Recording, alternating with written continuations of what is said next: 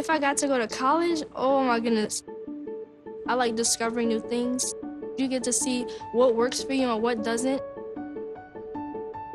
That helps you evolve as a person. You get to make like a supernova of skill or talent or whatever it is. I've always wanted to go to college. I just feel like that's my destiny. My name is Queen, and I am your dividend.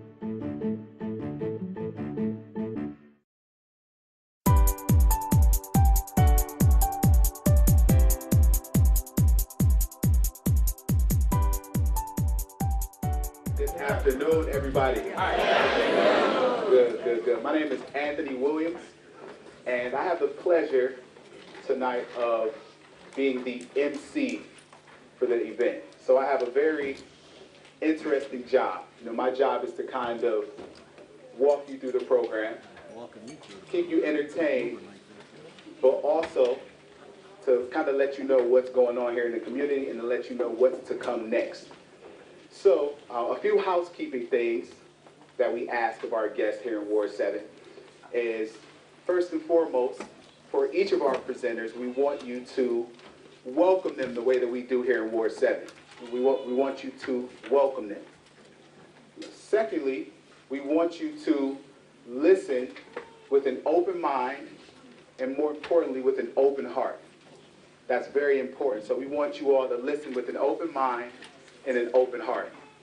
And the third thing that we want you to do is, if you hear something, if you happen to hear something that touches your mind or your spirit, we want you to acknowledge that the way we do here in Ward 7, the way that my grandmother does it. And that's just with the simple, I know that's right. So we can practice that on the count of 3. 1, 2, 3. I know that's right. That's exactly what I'm talking about.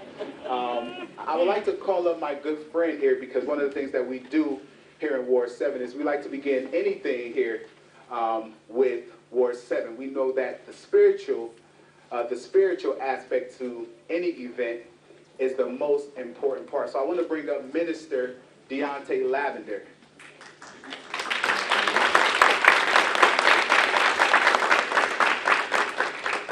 Mr. Lavender is a longtime friend of mine, a graduate of MLK High School. So I want Mr. Lavender to kind of lead us in prayer.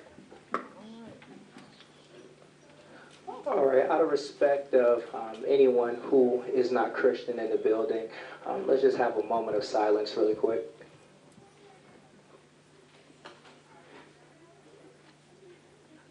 Dear Heavenly Father, Lord, we come to you right now. We give you all thanks and we give you all praise. Lord, we thank you for this great event, this great occasion, Lord, to be able to sit down with those from this community to talk about how we can continue to uplift this community. Lord, we thank you for Bashir and his vision, Lord. We thank you for his tenacity, his perseverance, his purpose, his just complete dedication to this ward, Lord. And we ask that you just continue to give him everything he needs to continue to uplift your people. Lord, we thank you for this time. We don't take it just as anything, Lord. We take it as a privilege to stand before you and to represent your individuals. Lord, we thank you, we honor you, and in Jesus' name we pray. Amen. Amen. Bashir, it's so funny. When Bashir gave me a call, I was telling someone that I was coming over here to speak, and the first question they asked, and I thought it was going to go in a good way, they said, "You're going over there for Bashir?" I said, "Yeah." They said, but isn't he Muslim? I said, "Yeah." I mean, I've been knowing him for, I don't know, 12, 13, 15 years. I mean, he always been Muslim, yeah. And they said, "Well, you don't have any issues with that?" And I said, "Well, last time I read my Bible, Jesus was all about those on the margin. Jesus was always about giving to the poor and uplifting individuals. Jesus was always going through the Bible trying to figure out how he can uplift someone who was going through something desolate out out of house and home. Somebody may be dead. You got to raise somebody up from the dead. And one thing that I found out about my brother here is that when he came into office, I was sitting down rocking with my brother, Tank. I said when he came into office, a lot of things that were dead started to come to life. A lot of issues that were going on in this particular community, things are starting to go away. And slowly but surely, he is starting to just continue to push the mission of picking up those who may not be talked about in boardrooms, who may be left out. So yes, our faith is different, but my pastor, Dr. Vernon, taught me this. Yes, our faith may not align, but the agenda is still the agenda. And if there's one thing that I can tell you is the agenda is still the agenda. When he walks into the room, he's talking about you. He doesn't matter who you are or what you believe. He's saying if you live in this community, then he got something for you. He's bringing stuff here. And it's so funny. The Bible talks about how Jesus, he would go in these places. He would try to help people. And some people would say, well, that's just Joseph's boy. That's just the son of a carpenter. And the funny thing about this is that they weren't able to receive their blessing because of their familiarity. We've seen Bashir walk these streets. We've seen him graduate from MLK. We've seen him go to Morehouse and come back. We've seen him run for office, not get it, run for office, then get it, continue to speak life into kids. And for some odd reason, people in his community, some may not receive him because they're too familiar. But if you're one of those individuals in this room, you've asked for change for years, he's here. And don't miss your blessing because you've seen him grow up. Don't miss your blessing because you don't understand the weight that is on his shoulders when he's sitting in those rooms speaking for those who can't speak for themselves. This is your opportunity to participate in a movement and pulling this community up out of the pits. Do you guys agree? Well, let me get a I know that's right then.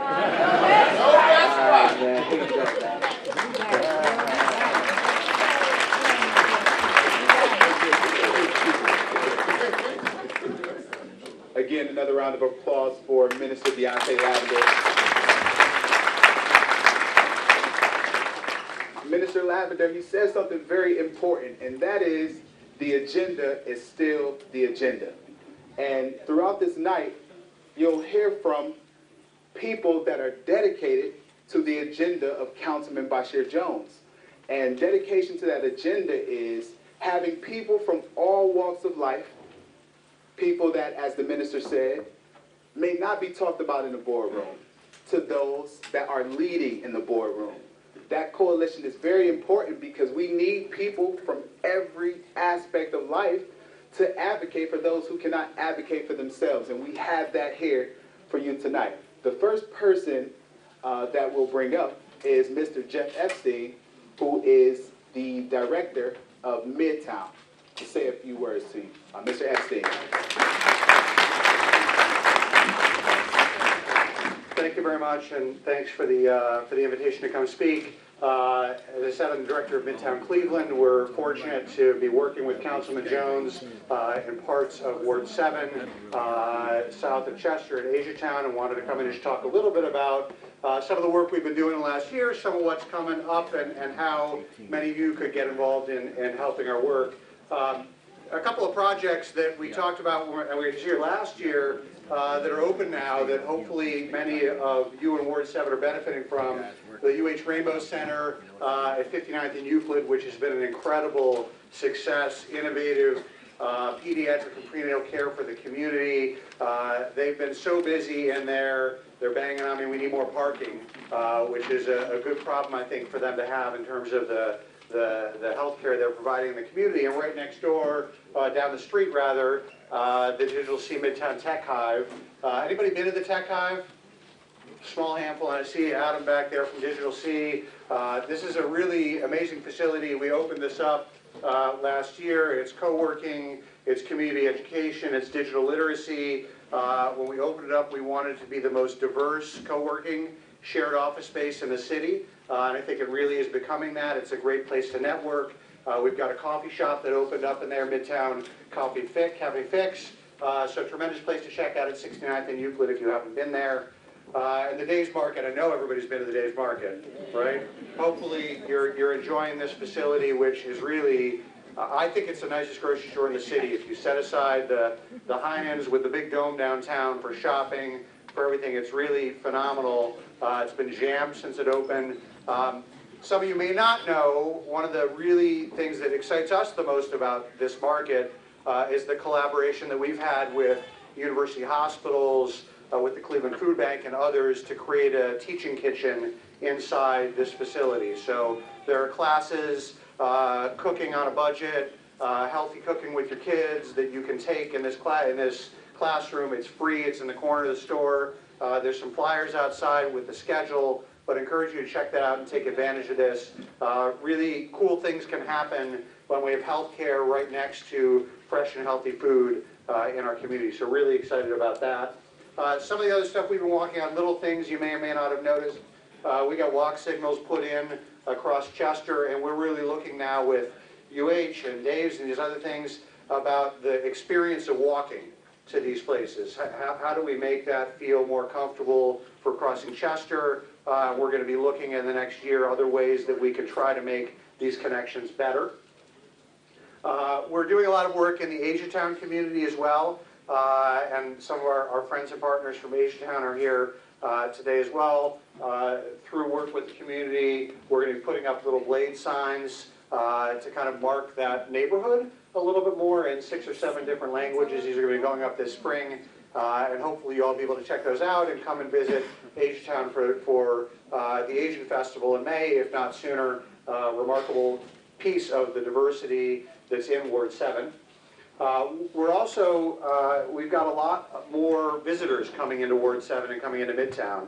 The Children's Museum on Euclid Avenue, the Agora Theater, the Masonic, and to handle all the visitors, we're going to be putting up this summer some visitor wayfinding signage to help people get where they're going. We'll be signing not just to those destinations, but to the Huff neighborhood, to places like League Park, Chateau Huff, Fatima Center as part of this, and we'll have some big Midtown signs on Euclid Avenue as part of that program to handle more visitors that are coming. We also did a program this summer, which we're going to bring back again. Last summer, we're going to bring back again this summer to try to celebrate and remember Leo's Casino. How many of you remember Leo's Casino in here? A lot of people, all right. Anybody come to the events we did Leo's listening party last summer? All right, we got to change that. Mansfield came.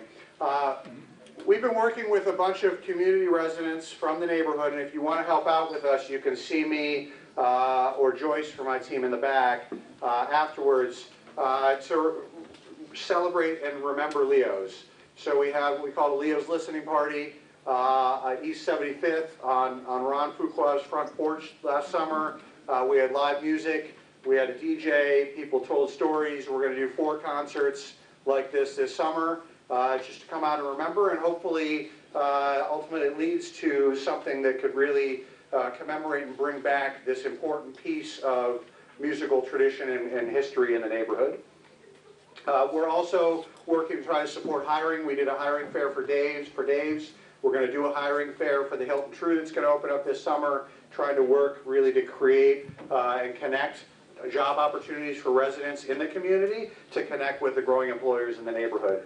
And finally, I'm here today just to share a little bit what we're doing. We got a great partnership with your councilman, and we really want to hear more from you. We realize that the development that takes place in Midtown affects the entire ward, affects people living in the neighborhood. We want the development to benefit the neighborhood, to be for the neighborhood, and in order to do that, we want your voices in thinking about and shaping the type of development that we see.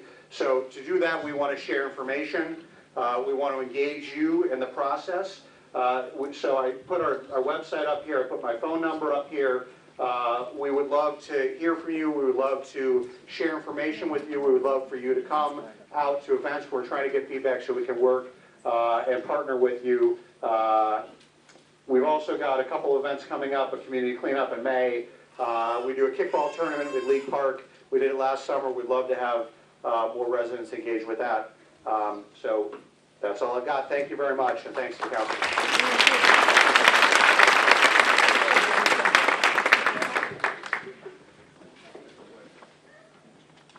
Epstein, he touched on a very, very important concept here.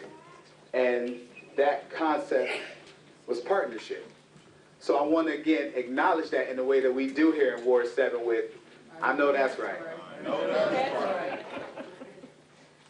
This idea of partnership is also one that we kind of saw in action very recently. You know, the residents around Daniel E. Morgan School, every year, they have a community party.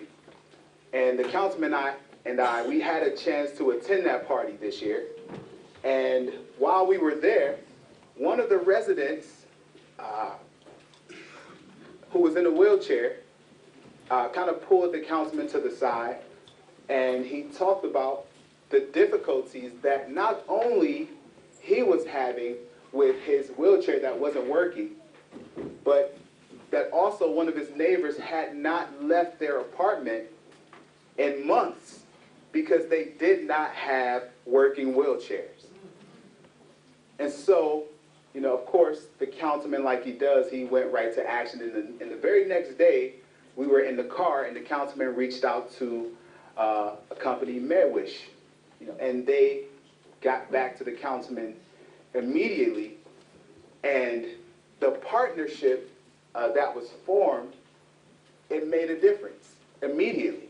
It made a difference because MedWish did not hesitate to come to the aid of people in this community. So I want to bring up next Ms. Caroline Marsai from MedWish.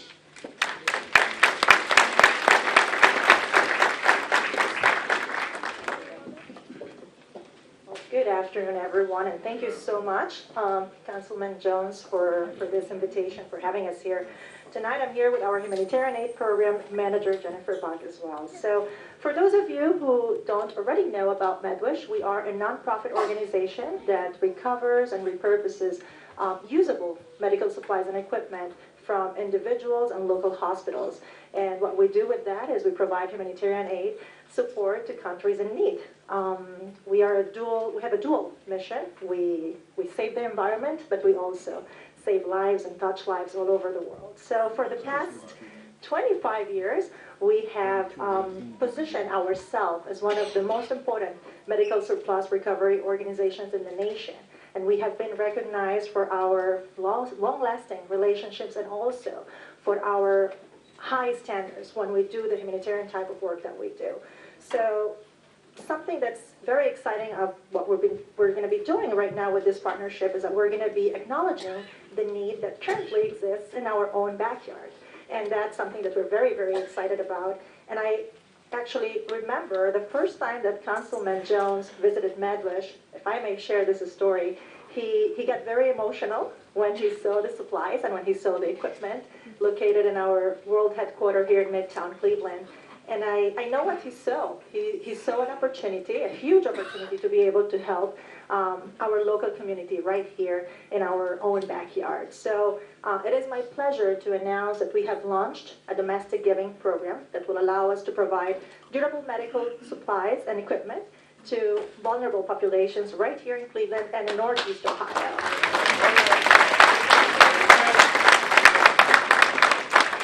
So what we're really trying to do with this initiative, we are trying to bridge that gap and allow individuals that need this support to have access to all these wheelchairs, relators, walkers, crutches, canes, and who have not been able to obtain them through just traditional avenues and sources. So with this domestic giving program, we are going to be partnering with few eligible nonprofit organizations here in the area. But we have identified key partnerships that will allow us to test the efficiency of this program. And during this pilot year, we're going to be working with the Office of Councilman Jones as they help us fulfill this very, very important need. So thank you so much for allowing us that opportunity. We are currently seeking grants and support that will help us not only bring the needs, the means that we need to be able to fulfill this program, but also to create awareness and to be able to help a lot of people. So I am proud to say that over the past 25 years, we have served communities large and small all over the world in more than 110 countries, but right now my team actually cannot wait to start serving the community here locally. So thank you all for allowing us to do that. And once again, thank you for this partnership. And if you have any questions, hopefully we'll be able to answer those later. But thank you. Thank you, Mayor.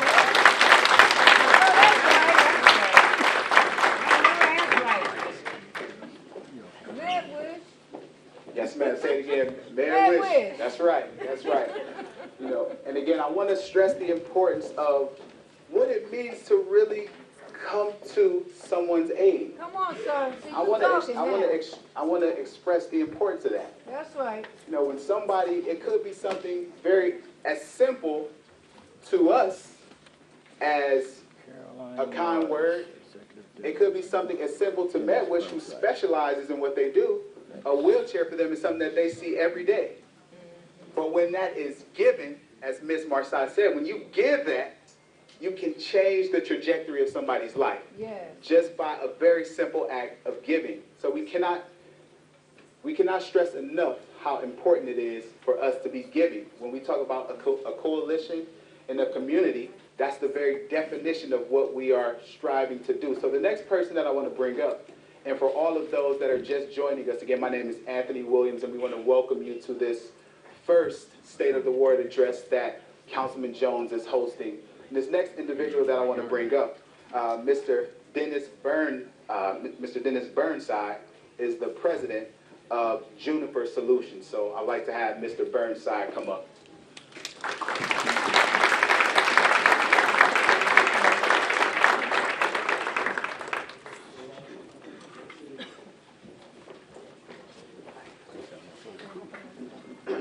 Hi, everybody, and thanks for having me here. Councilman, good to see you, bud. We're going to tell you a little bit about our project. I'm not sure how many of you know what we're about to unveil here shortly at the corner of Huff and Ansel. And it's a project that we believe is going to help transform that part of Ward 7. And there's four of us up here to talk about it. My business partner is Scott Pollock, Rob Donaldson, who is with the architectural firm Moody Nolan, and Alicia, who is with Cleveland New Venture Partners, New Village Partners. And we're going to take a few seconds each to talk about what our roles were in this project, but we're excited to announce this project, and we're going to do the PowerPoint. We have that? Yeah. So how many know about this project? Anybody know about this at all? Okay, a few people do. So we're about to invest, is that the first page? That's the first page. Okay. At the corner of Huff and Ansel, there's a 2.7 acre site that's currently a public park. And it's primarily just a grass field right now. It's close proximity to the Cleveland Clinic and to Case Western Reserve. And it's been rezoned for an urban overlay, and we're about to break ground in about a month and a half for a $32 million student housing project, which will be, it's a student housing project, but it'll be a market rate rental project that will be available to anybody who wants to live there. The target market's going to be more for the students going to Cleveland Clinic Medical School. But it's part of the community, and there's a number of things happening there which will impact the community, we believe, in a positive way. It's 5 stories, 163 units, studios, 1 bedrooms and 2 bedrooms. There'll be a retail space on the first floor.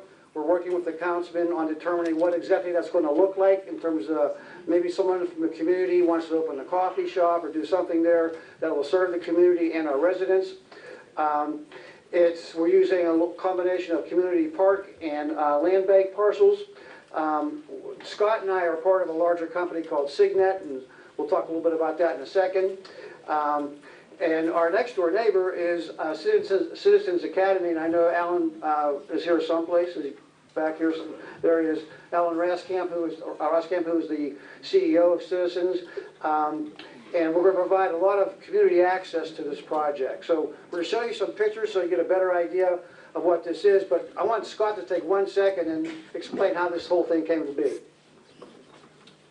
Thank you. this whole project came to fruition probably over 2 years ago.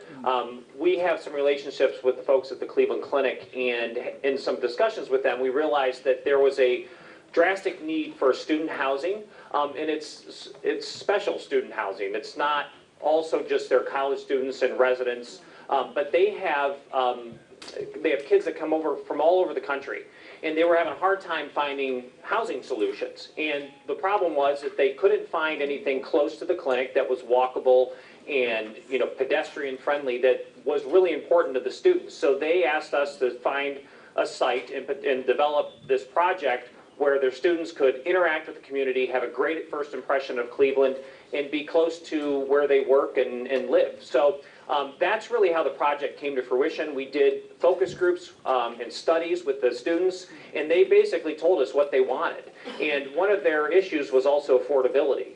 They couldn't find housing that met their budgets. So we listened intently, and we developed what you'll see here in a minute, a product that will hopefully meet their needs and also the community's needs.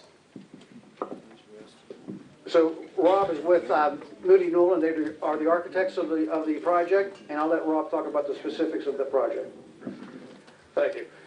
So go ahead and familiarize yourself with where we're looking at, intersection of Huff and Ansel right there. You can see what we're looking at is we're directly north of the Cleveland Clinic.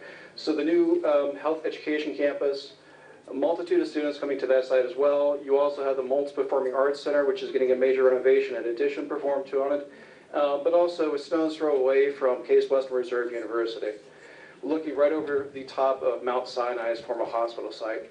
So lots of things acting on the site, and we just happened to start to look at the site with Signet, with the city, and really concentrate on how we could actually start to bring the housing to the site. So zooming in a little bit more, one of the things that Dennis had brought up was the park site there. And that's a key component that we looked at. And one of the things that we know with working in the city is if you take away a park, you better put a park back in. It's a community amenity. We got to put it back in. So one of the things that we realized was there are a couple land bank parcels due south of where we're proposing the housing project. And with the agreement that's been worked out with Signet and with the city of Cleveland, Signet is paying to have that new community park developed and put in. So that way it's a one-for-one switch.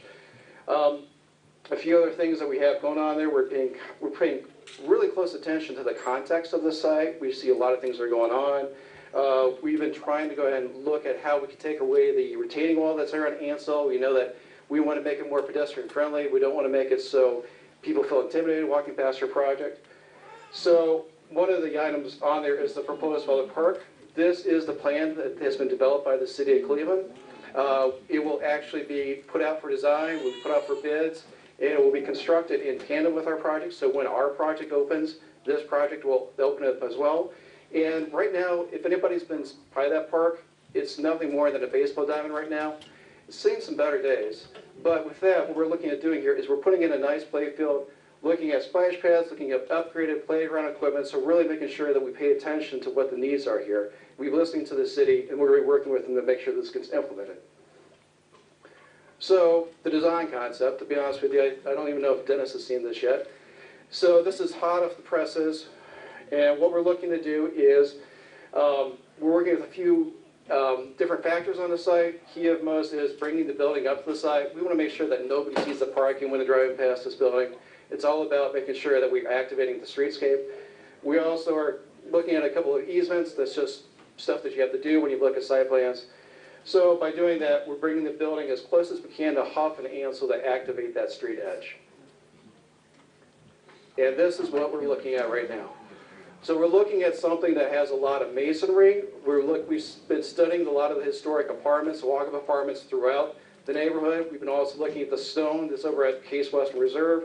We're trying to go and pull in all those different materials and also meet the needs that Signet has for their pro forma.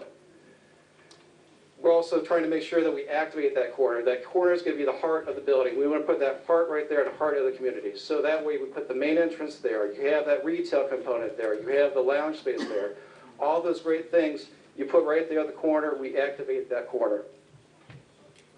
Huff, we've been paying attention to Huff. We've been looking at the front porches of those walk-up apartments. We're doing a modern interpretation of what's out there. So you can see the brick down low, playing around with some of the textures, looking at some of the siding that you might see in the houses, how we can actually start to play that. And when I talk about siding, we're looking at fiber cement siding. We're not going to go out and put a vinyl on this project. We want to make it look nice. We want to be respectful of the community that we're working in. And then we look at Ansel. Ansel has a little bit of a different vibe because we're looking at the malls, we're looking at Case Western Reserve. So we're trying to pay homage to both of these contexts. And as we start to come around the corner, this is what we look at for Ansel. But the really cool part is what happens with the land trust. I'll let Alicia talk about that. Thank you. Hello, Ward 7. Hello. Thank you. My name is Arlisha Wilson. I am an attorney and I'm an urban planner. I work for a nonprofit developer called New Village Corporation. And what is really special about this project is the Community Land Trust. So first, thank you to the councilman for his grand vision of creating this land trust. And thank you to Cleveland Foundation who pulled New Village Corporation in to oversee the land trust creation. So first, I will talk to you, explain what a land trust is. And then I'll talk to you about how the land trust will work. And then finally, I'll talk about when we will see the Huff Community Land Trust formed right in your community. So first, just to give you some background on a community land trust, it is basically a nonprofit organization that will buy land and it will use the land to develop new projects.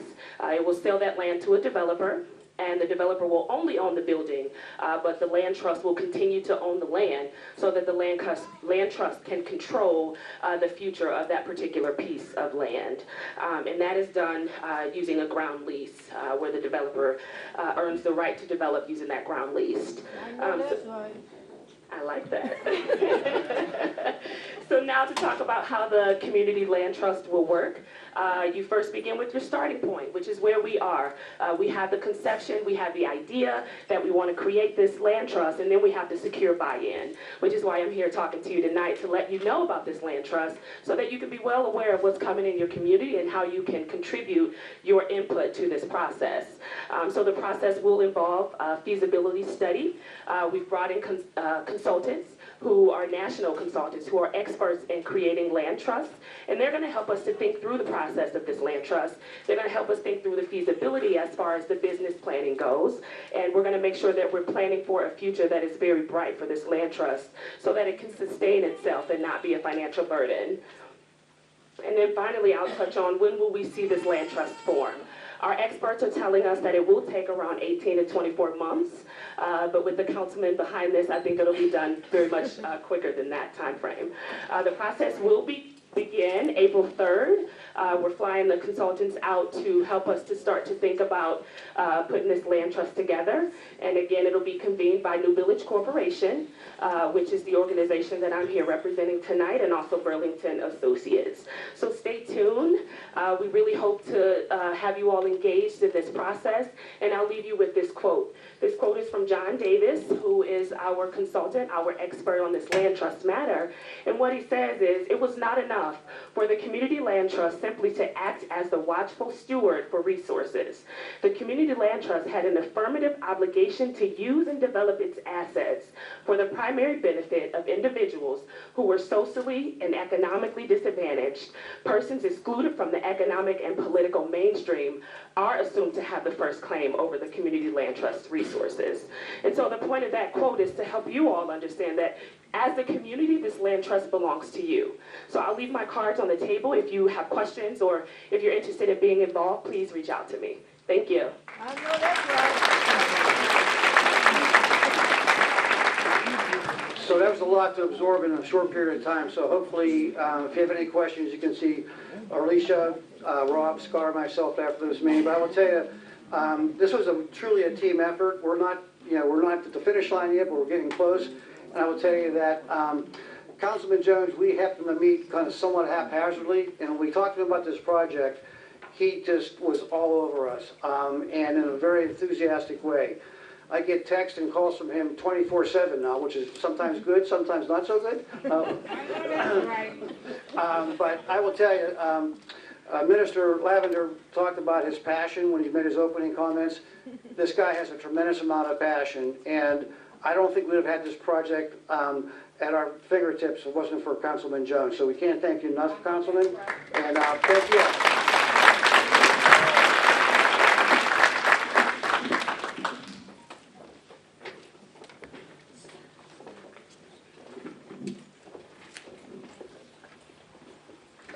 Before we bring up our next presenter, I want to be real for a minute. Is that okay? Be real. Is that okay? Be I know real. that's right. There are a few words in certain communities that are almost like fighting words. A few words. One of those words, especially in urban areas, one of those words is development. Okay. The moment that somebody says development, you can see some frowns. The councilman talks about it all the time that, especially in Cleveland, they have something called the Cleveland face. As soon as you hear something, you just immediately go to the Cleveland face.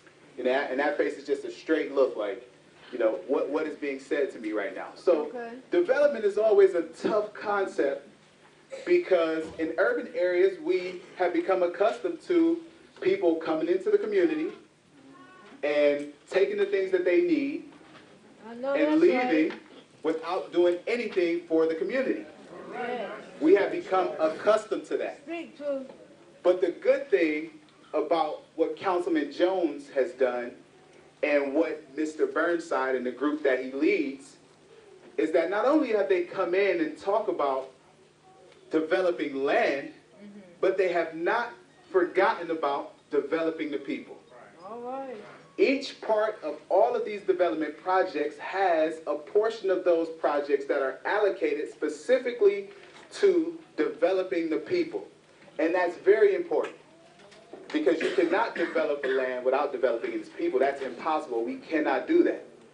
So that is the beautiful thing about what Councilman Jones has pushed in his first year in office. Yes. Development of the people. That's right. There you go. I know that's right.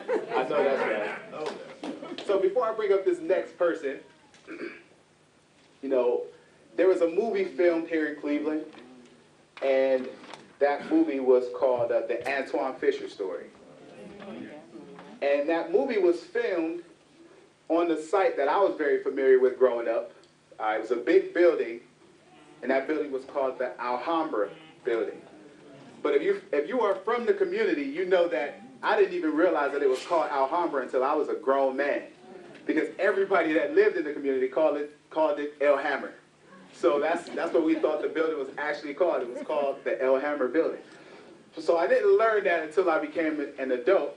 But the person that the movie was based on, Mr. Antoine Fisher, the councilman and I had a chance to speak to him when we were 10th graders. We were in high school, so we had a chance to speak with him. And being very enthusiastic and forward-thinking individuals, the councilman and I, we devised a plan to get Mr. Fisher to invest in some idea that we had. I don't know if it was a movie or a book. I don't know exactly what it was. I can't remember.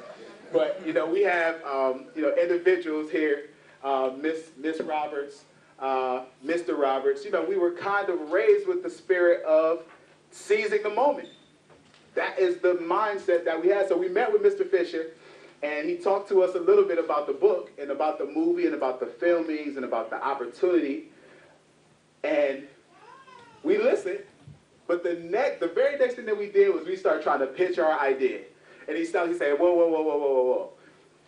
I want you young men to realize that successful people or people that are in a certain space, you can't share everything with them because you'll be coming back to sue me if I do anything. So I was like, man, that was a very valuable lesson that we learned at a very young age, timing. Right. We learned timing in that moment. Yes, yes. But more importantly, that Alhambra building has been torn down, and that has made room for a building which will be called the Birthing Beautiful Communities Center. So I want to bring up Ms. Kristen Farmer to talk more about Birthing Beautiful Communities.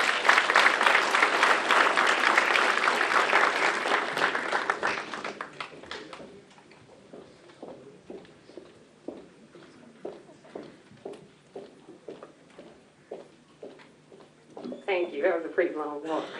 Good evening, everyone. And thank you, Ward 7, for having me here tonight. So my name is Kristen Farmer, and I am the founding president and CEO of Birthing Beautiful Communities, which I'm going to talk more about. It's a perinatal support agency, but we're also a workforce development agency. How many people in here know what a doula is? Raise your hand. Good. I hope we taught y'all something over the last 4 years. Because when I first started this work, I thought I was the only black doula in Cleveland. And I probably was. But I found that to be outrageous, considering that our babies are dying at the rate that they are. In fact, within Ward 7, is there a clicker? Oh. So in fact, in Ward 7, Huff in particular, so that I give you some context to what this issue is, as we're talking about around the infant mortality issue, as I know you may have seen on TV and in the media and in the news, these different partnerships and these different organizations that are coming together to combat this issue. But this is what infant mortality looks like here in the Huff community and in the Huff neighborhood.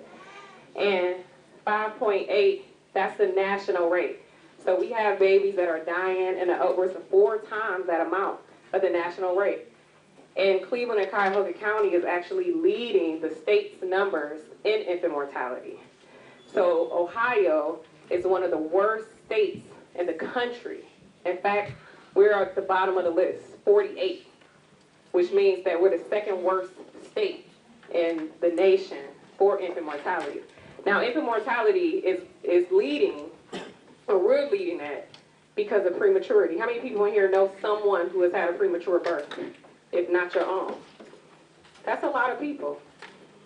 In fact, the infant deaths, almost 78% of infant deaths is caused because of prematurity. That means that our mothers are not making it to 40 weeks within their pregnancies. And they're having their babies too soon, 25 weeks, 26 weeks. And then that leaves that young baby to struggle. So about 4 years ago, I founded this organization in order to train more black women in our community to be of service to the pregnant women in our community. And we do that so that we are eradicating infant death, not lowering. Because the worst of the worst is when our babies are dying. When our babies are dead, that's it. What do we have left for our generations and our legacy to come? So this is very important that we get in front of this issue.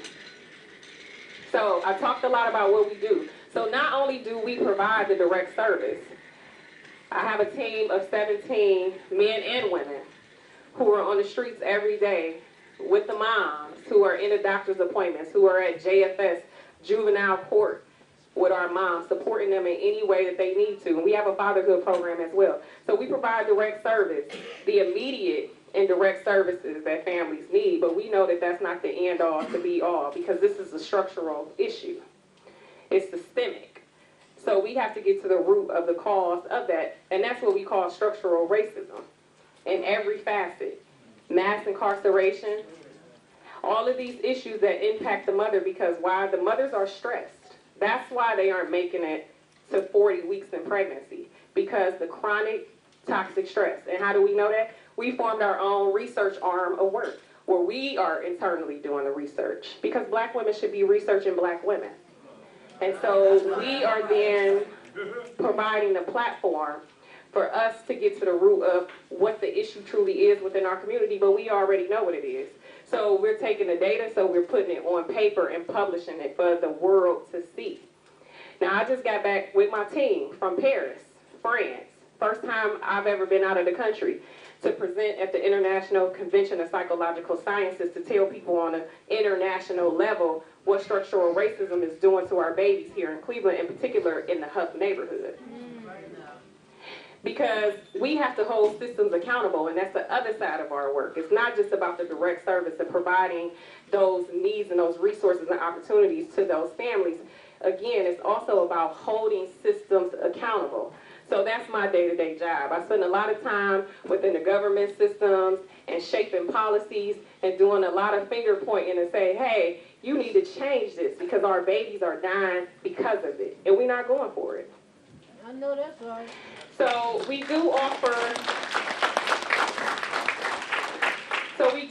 free training to the women in our communities who are interested in what we now call a perinatal support specialist. Because to just say that we are doulas is not enough, right? Because doulas, you attend the birth, they may support you a little bit after the birth, but we know that that goes beyond that. We want to see our breastfeeding rates in our communities go up. Black women have the lowest breastfeeding rates in the country. And in fact, in Ohio, black women breastfeed at a 59% rate. Within BBC, black women breastfeed at an 81% rate. And we are striving to increase that number to at least, I won't say at least, I'm going to say, I'm ambitious, 100%. Because breast milk is the best milk, and it's a lot that goes into that we don't understand. But a part of this is creating a new culture and creating a new custom of what it means to support women in their pregnancy and thereafter. It's not just the responsibility of the mother, but it's the responsibility of the village. And we all have to come together in order to do that. So if you see a pregnant woman, you need to ask that woman what it is that she needs. Sister, what can I help you with? You need anything? You got a baby coming. You know what I mean? You need some diapers, you need some resources. We have to take care of one another. It is a free service, so we see moms across all Cuyahoga County, and I'm happy to announce too that we actually opened our second office in Summit County in Akron in May. That's how good our outcomes are. And this is not just a problem here in Ohio, this is a problem across the nation.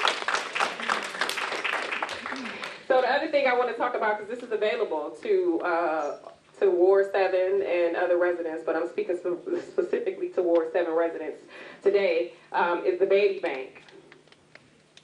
So there's a baby bank that is at the Huff Multi-Purpose Center.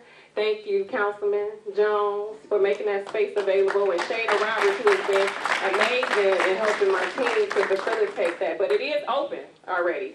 I thought I was going to come here today and give some great announcement and say, oh, we open, but then I was told we already open. So I'm happy to hear that.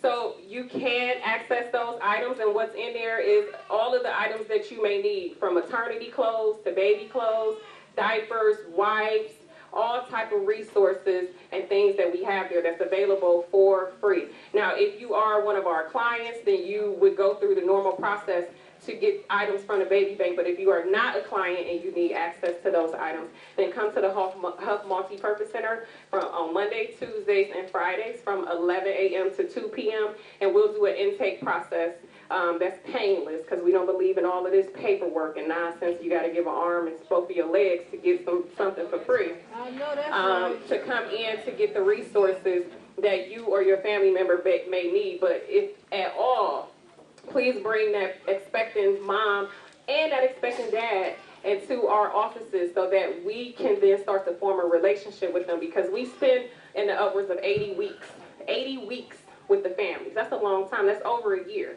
We're there for early pregnancy, at the labor and delivery, and until that baby is a year old. We offer 6 programs as well, too. So most people do know it's for the perinatal support program. That's the 80-week program when you are provided a one-on-one perinatal support specialist. But we also have sisters offering support, because we know that toxic stress is the leading cause of what's causing the prematurity, which is then leading to our babies dying. So we are getting in front of the cause. And that program is mandatory. Any woman that's coming into our program has to do at least 4 of those sessions around managing anxiety, depression, panic, and fear. And so we are here to heal one another, heal the traumas, generational traumas that have been put upon us within our community. And so this is a part of our culture within Birth Beautiful Communities. And these are other programs too. The teen parenting program. Instead of us being with the parents for 80 weeks, we're with the parents until they graduate high school. Because we want to encourage even the young parents. You know, being a parent is a parent.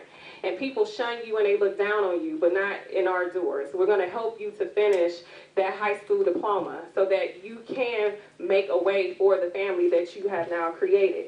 And our program at the bottom is called Doodla. That's for the fathers. So that's for the fathers. And so they meet every Tuesday at our office from 6 to 8. And just a note, we did recently move. We were at the Agora, but we are now on East 66 in Chester. So we are technically in the Huff neighborhood, and our address is 1921 East 66th Street, right off of between Chester, across the street from the fire station, just as a landmark. So I already talked about the baby bank, but if you need to take a picture of this so that you know that the baby bank is open Monday, Tuesdays, and Fridays from 11 a.m. to 2 p.m. If you need to call our office, our number here is 216-307-1538. So here's the campus that we were just talking about. So yes, we do. We're very ambitious. We have plans to bring our administrative offices, a birthing center, which we don't have a birthing center within 130 miles of Cleveland, because a birthing center is different from birthing at a hospital. And we are also building 20 units of short-term housing, because the other issue that we see a lot is that our moms and our dads don't have adequate or sufficient or stable housing. And this county does not do a good job in making sure that they do. And so that's okay. We're a grassroots organization, and so it's up to us. That's the beauty of being a grassroots organization, is that we don't have to cow tie, so to speak, right? We can customize the services that we need that meets the needs of our community and of our people, and that's what we are here to do. So we are working with Amico's Foundation. Councilman Jones has been very supportive of this project. But we want to bring 20 units of short-term housing that will be available to mothers and to fathers, because a lot of times we don't provide enough resources to fathers. And fathers do want to be in the lives of their children, and if they have custody of those children, we should still be there to support them all the way. So this is not gender-based. If you need a place for transitional housing while you are receiving services through Birth and Beautiful Communities, then we will be there to support you along that way in whatever way it is that we can be supportive. So here are some more pictures of our proposed building. I don't want to say proposed, I'm putting it out there, of our building, right, our campus, and what it'll be. Yes, so we are again working with Amico's to do this project, and we're actually going to put out a national search for an architectural firm so that we are getting the best of the best for what it is that we need. And we want the community to be involved a lot, so we will have the opportunity for naming rights for community residents. And we are playing with a concept around buy a brick for like $5 or $10 that you have your name on that will be a part of our campus. So that you walk past this campus and you see that your investment is a part of the community. The other thing I want to talk about is social enterprise and social entrepreneurship, which I've talked a lot about. Because as a nonprofit agency and nonprofit agencies, we have to get away from just relying so heavily upon the philanthropic community, right? Because when priorities change, they change, but my priorities haven't changed. My babies are still my priority, no matter where the funding priorities are. And so we have to get out of the habit of just waiting for money. You can make your money and do good at the same time, and that's what social entrepreneurship is. And so we have been toying with, I won't say toying with the idea because we're moving forward around a business venture called BIB, and it stands for Because I'm Busy. Very simple. But what it is a personal concierge service that is marketed towards women, though anyone can use it. And it's pretty much like an Uber for your life, right? There are different type of services that are available in there. This is for entrepreneurs, people who have their own businesses, but they're very small businesses. So we're giving them an opportunity to put their business on a platform and to reach people that they normally would not be able to reach. So for example, under home and auto, and all of the services are mobile based. So for example, you can get residential cleaning, right? There are many companies, small companies that do residential cleaning, mobile car washing and detailing. You can order this right on your cell phone, and somebody will pull up and wash your car. And when you get off of work, you can jump back in it and go to wherever it is that you want to go to. So we have 6 different categories around this: home and auto, beauty, a mobile lash lady. Yeah, I had a mobile lash lady come to my house, right? Set up right in my dining room, and I did it and kept it moving, right? So this is just all services that a lot of people already pay for, but they're just housed under one app. And so 50% of those proceeds go back into Birth of Beautiful Communities, and the other 50% goes into the businesses to help invest in them so they become a better version of themselves. We're trying to take everybody to a national market. I know this. So thank you so much, Ward 7, for this presentation. Support our Congress. Thank you.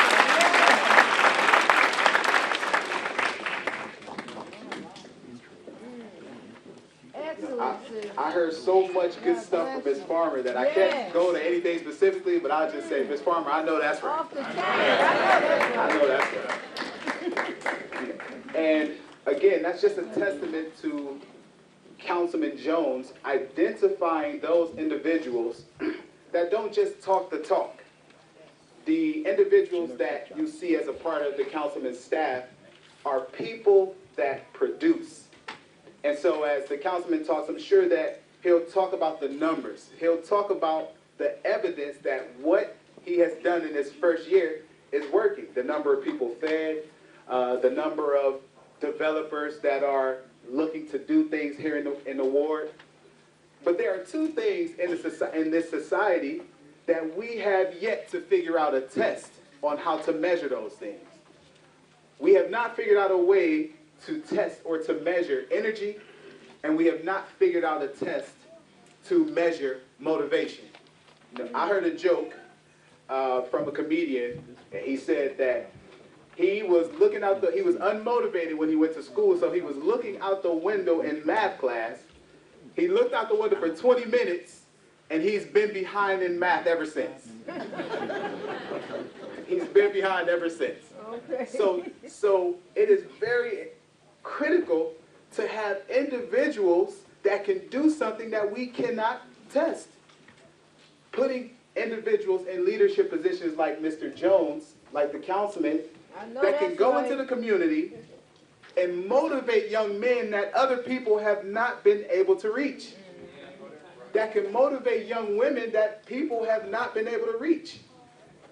The city of Cleveland, very recently, they released a report that talked about the cost of people who have just completely given up. $100 million a year is costing the city because they don't know what to do with people who have just given up. But if you come right here to Ward 7, you can see that having the right people at the right time can motivate people who other people cannot reach. I know that's so that's right. very important. Yes. And so that brings me to the next individual that we will have tonight, who is from Philadelphia, but he's now the Ward 7 Education Director, and he's one of the most motivated people that I personally have a chance to talk to on a daily basis, Mr. Aronde East.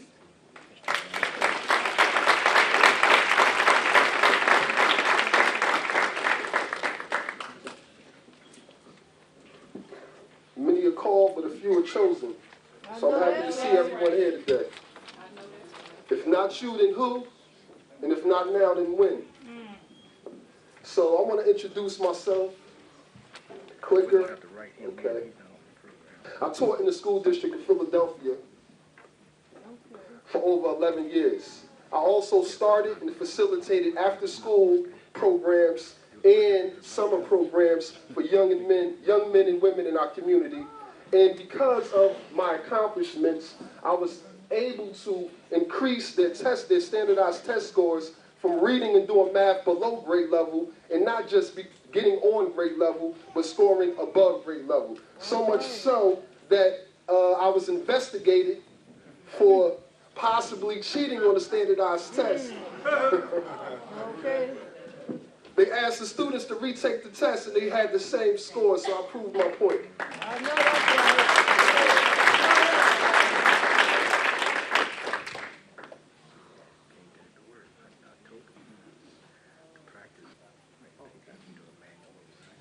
Okay, I mentioned that. Okay, I had a program called the Academic Boot Camp for young men who had serious behavioral and educational issues, and we were able to get them on the right track and raise their score, their grades up from getting D's and C's to getting A's and B's. Oh, right. Now, I want to go into a few statistics. I like to focus on the solution as opposed to the problem.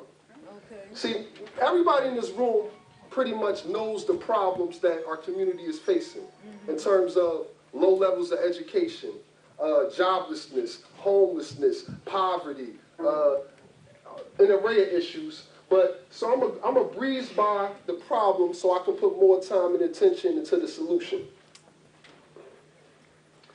Ward 7 has a population of 22,092 people. Almost 3/4 of all Ward 7 residents are African American. 50.4% of people in Ward 7 are living below the poverty line. That's over half the population.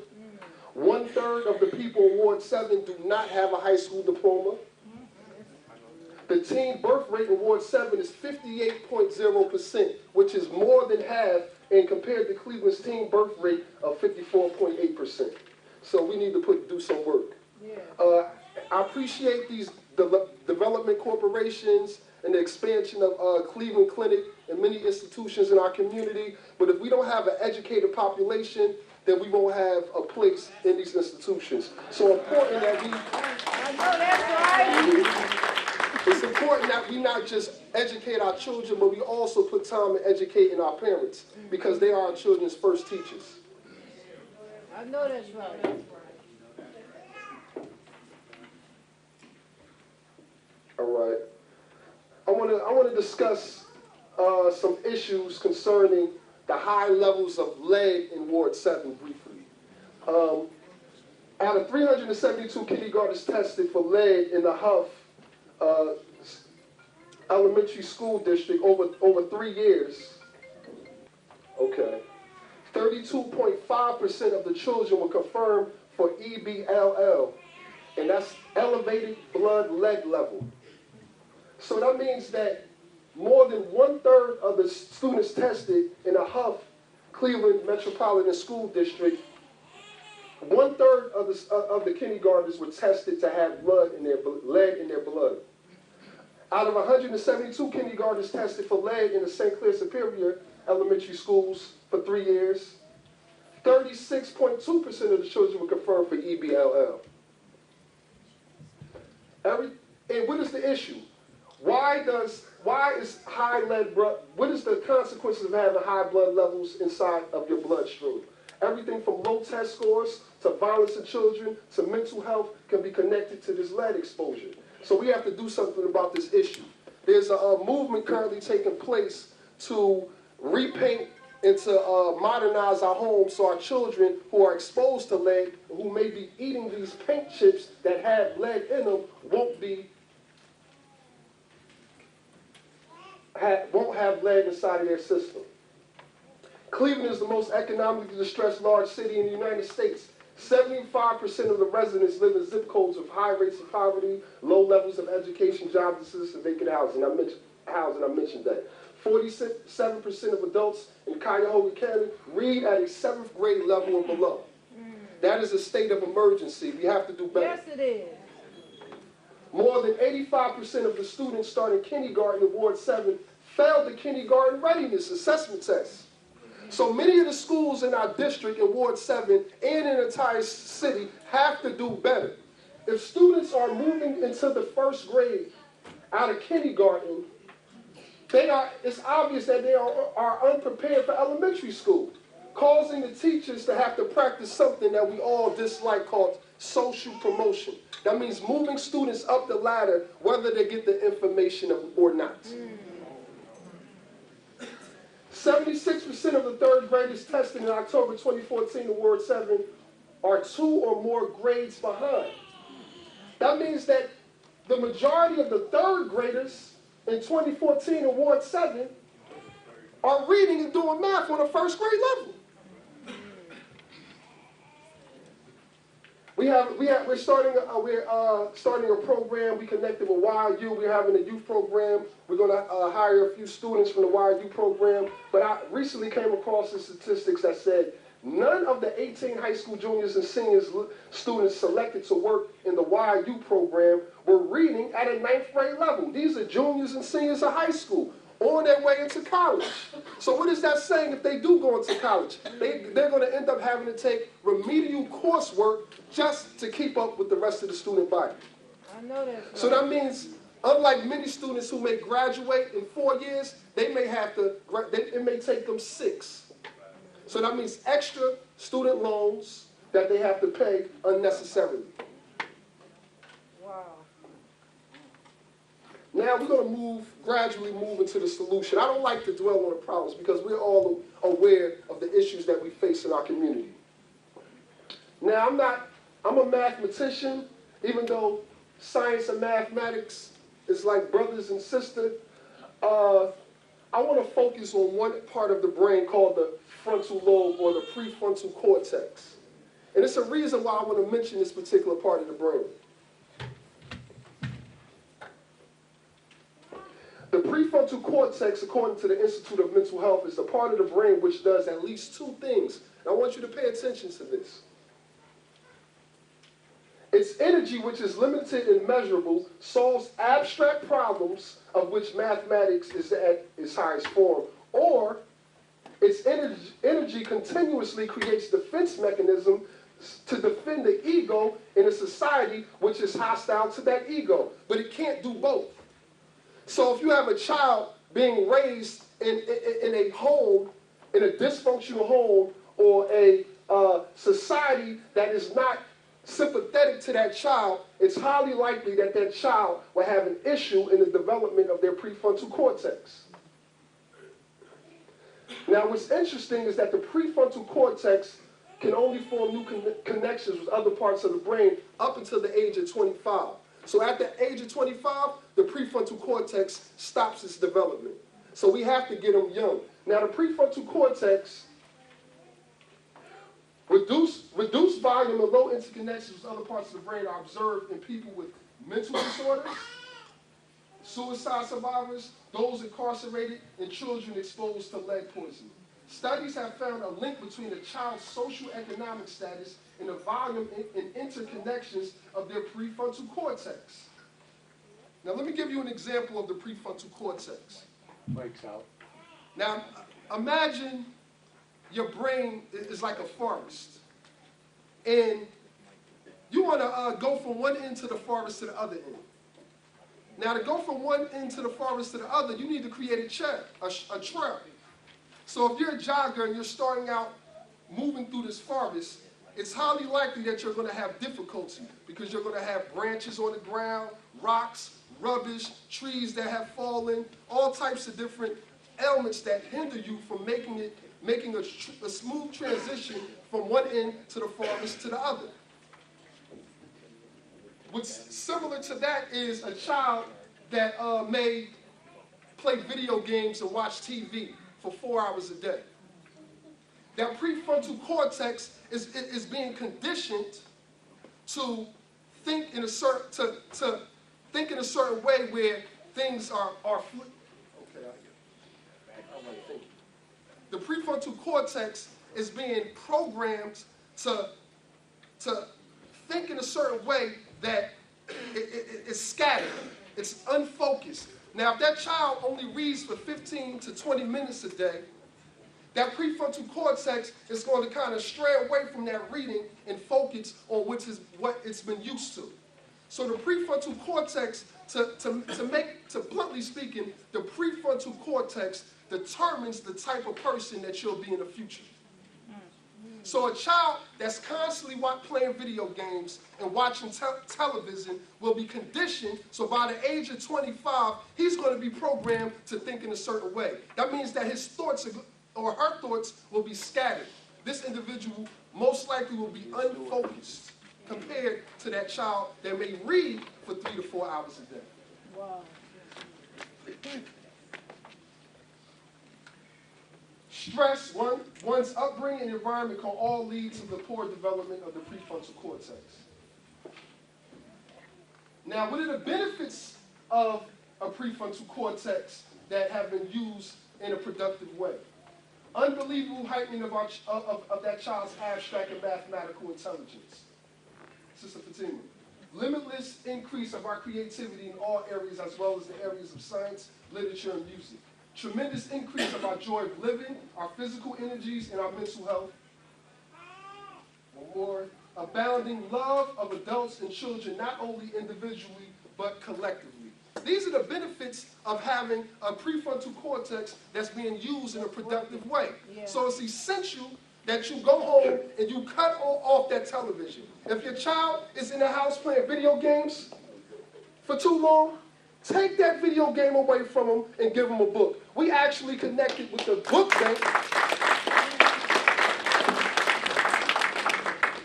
We actually recently connected with the book bank. So at the Huff Multi-Purpose Center, we'll have free books for adults and children. We'll have multicultural books, cooking books for our elders, or any type of book that you need. You can come by the Huff Multi-Purpose Center and pick it up anytime you feel.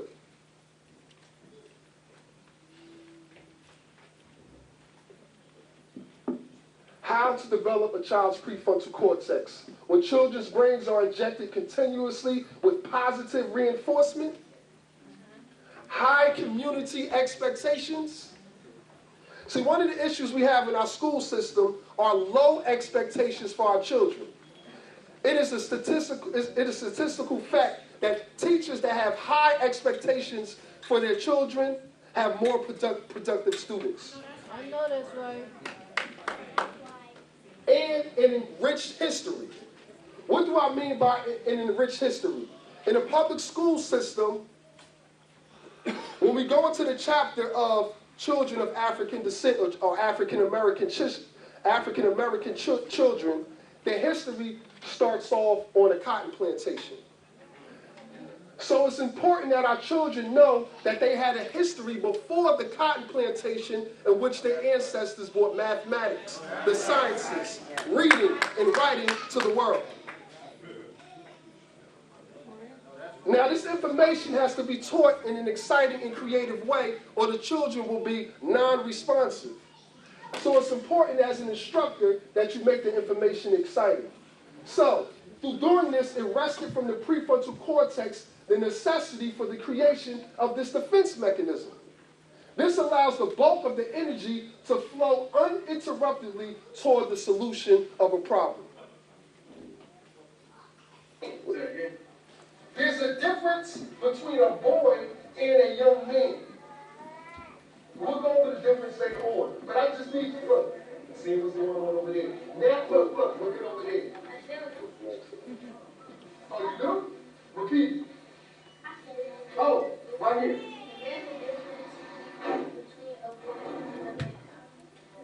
No, close. I didn't say a man. Of course there's a difference between a boy and a man. Right here. It's a difference between a boy and a man. Close, but you know. You missed one word. I'm going to say it one more time. There's a difference between a boy and a young man. Say it. There's a difference between a boy and a young man. Ooh. Well, I'm not going to go too much into that, but that basically was a listening comprehension exercise, one of the many exercises that we do at our tutorial program at the Huff Multi-Purpose Center.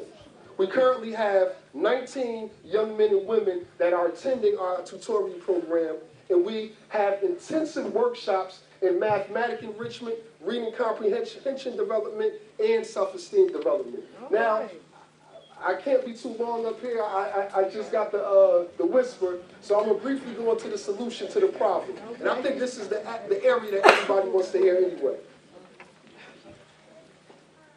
Now, these are some Ward 7 initiatives. I was going to go through them, but because of time constraints, I won't. But these are 7 initiatives that I created for Ward 7 to provide additional academic and social assistance to all students attending schools in Ward 7 by connecting them with tutors and mentors in order to enhance their academic experience and support their growth and development. An array of different, but I'll have a handout so everyone can view the education initiatives on their own. Okay. So some people may want to take a picture. Those are Swahili words, Imani, Umoja. Imani means faith, Umoja means unity. There's Swahili or African words that were translated into English, so everyone is clear on what they mean. Okay.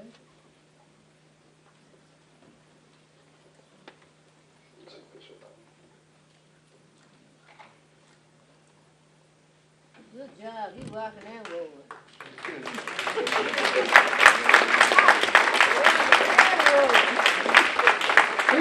I'm going to go through a few pictures of our volunteers. We have free volunteers from the community. Our program functions 4 days a week, Monday through Thursday, from 3 to 5:30. From 3 to 4, our students come in, they eat, and they complete their homework. From 4 to 5:30, we do intensive math enrichment and reading comprehension development. So we have tutors from the community that come in and assist the children in our tutoring program for free.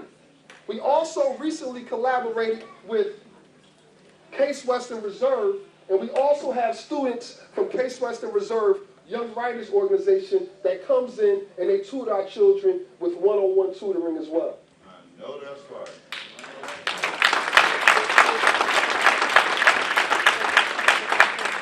We also understand that balance is important, so we have music and art every Wednesday because we are so intense Monday, Tuesday, and Thursday, we have to give them a little break. So, from K up through high school, kindergarten through high school. Wow. We also have a STEM program every Thursday in which we teach our children coding, programming, as well as architecture. So we also infuse that science, technology, engineering, and mathematics.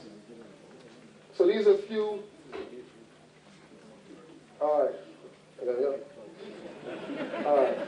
All right. These are a few statistics of some improvements that a young lady in the first grade has made in our program in reading.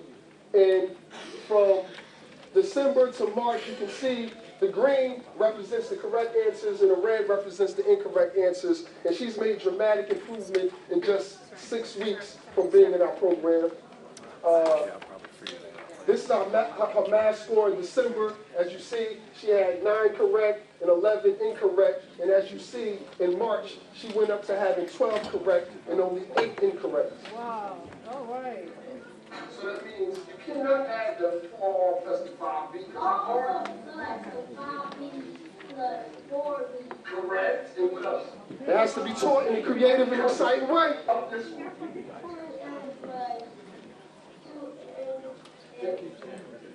Thank you.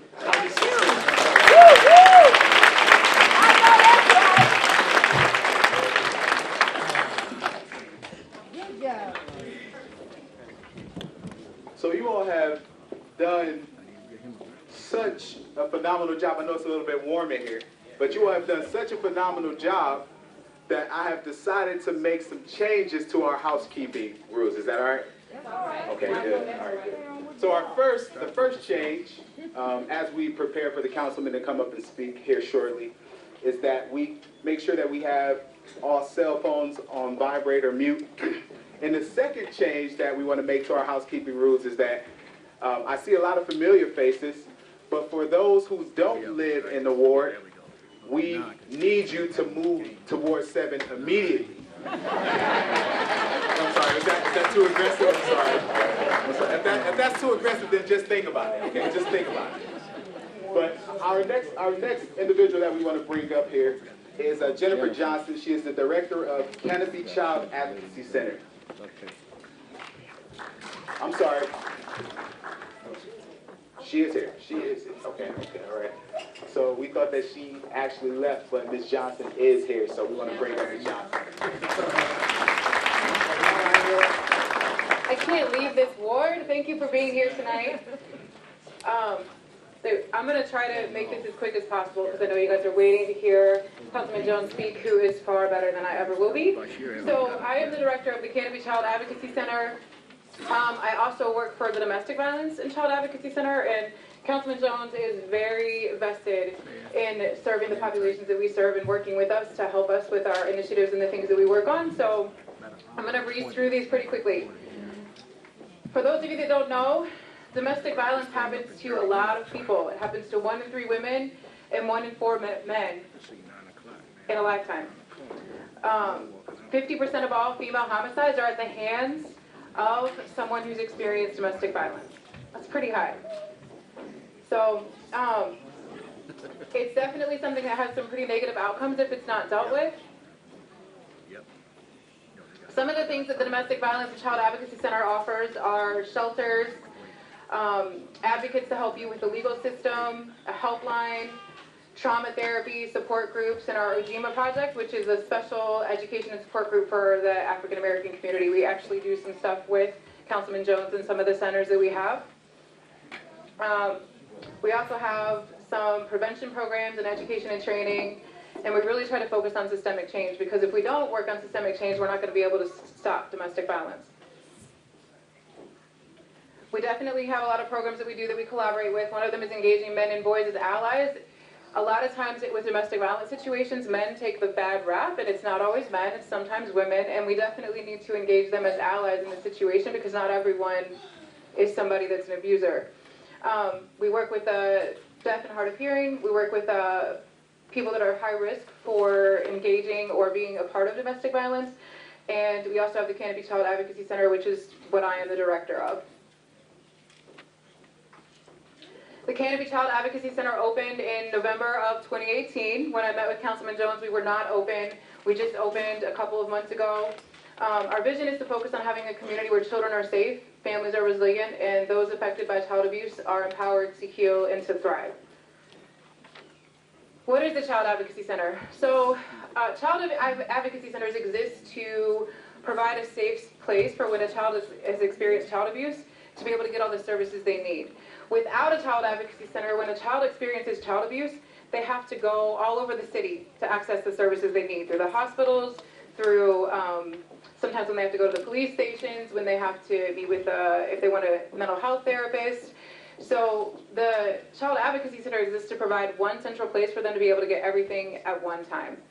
The second piece that it does is it allows the child to come and tell that story about what's happened to them one time, and anybody else that needs to know it can watch it live, so that that child isn't having to tell that story so many times over and over and over again.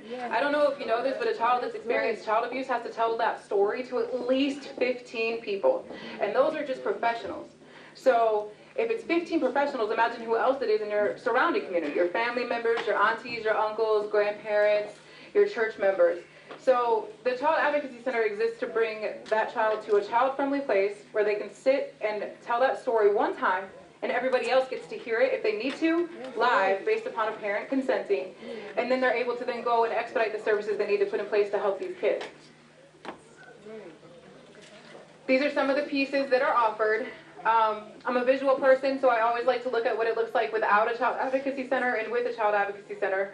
The first image is without it. As I said, the child has to go all over the place. With the Child Advocacy Center, the child and family are the center, and everybody else comes to them in one place.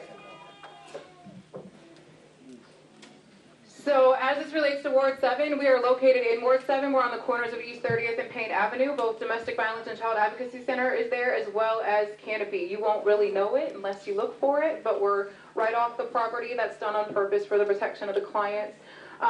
We serve Cuyahoga County, but we definitely have clients that we've served within Ward 7, and we're very happy to do that. We want to continue to do that. Councilman Jones has been remarkably, doesn't even give him credit. Like, he's been so supportive of this from the beginning of us developing it to on a consistent basis checking in on how we're doing, and then he's also helped us obtain funds that we've needed to be able to get the center open. Child advocacy centers are national. There's over 950 of them in the entire United States. Cuyahoga County was the last one built, and it just opened in November. They've been trying to get one open for over 25 years in our county. And part of the challenge, I think, with it is that it takes a lot to get all these people to come together in one place for the sake of a child and family. It's kind of sad, but that's the truth. And Councilman Jones heard about it and was all over it. He said, what do you need from me? How can I help you make this happen? Do you just need my support? Do you need me to help you obtain funding? What is it that you need to do? And just jumped right on it. And because of him, we were able to help open it in November versus not having everything we needed to delay it. I know that's right. That's the truth, so today, we we've been able to, we opened November 19th in 2018. We currently just see residents of the city of Cleveland and their children, and we have served 234 individuals and families already today. Thank you, sir, for inviting me out, and thank you guys for listening. As to how you can be involved, just continue to support us and continue to be mindful of ways to learn about child abuse and how to report it and make it known so that we can do something about it as a community.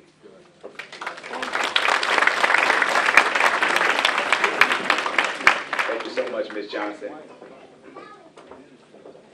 You know, I moved into this community at a very difficult time in my life. When I moved into Ward 7, my family had just lost everything in a fire. And I moved on a street called East 66th Street between Superior and Wade Park. And we lived right across the street from some transitional housing. So it was basically a women's shelter, and the people who would move in, they didn't stay that long. You know, they would maybe 6 months be how they were rotating families.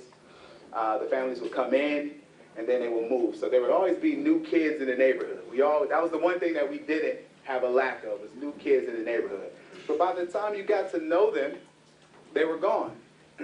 And so I moved in, and maybe a short time after, Councilman Jones and his family moved into that transitional housing.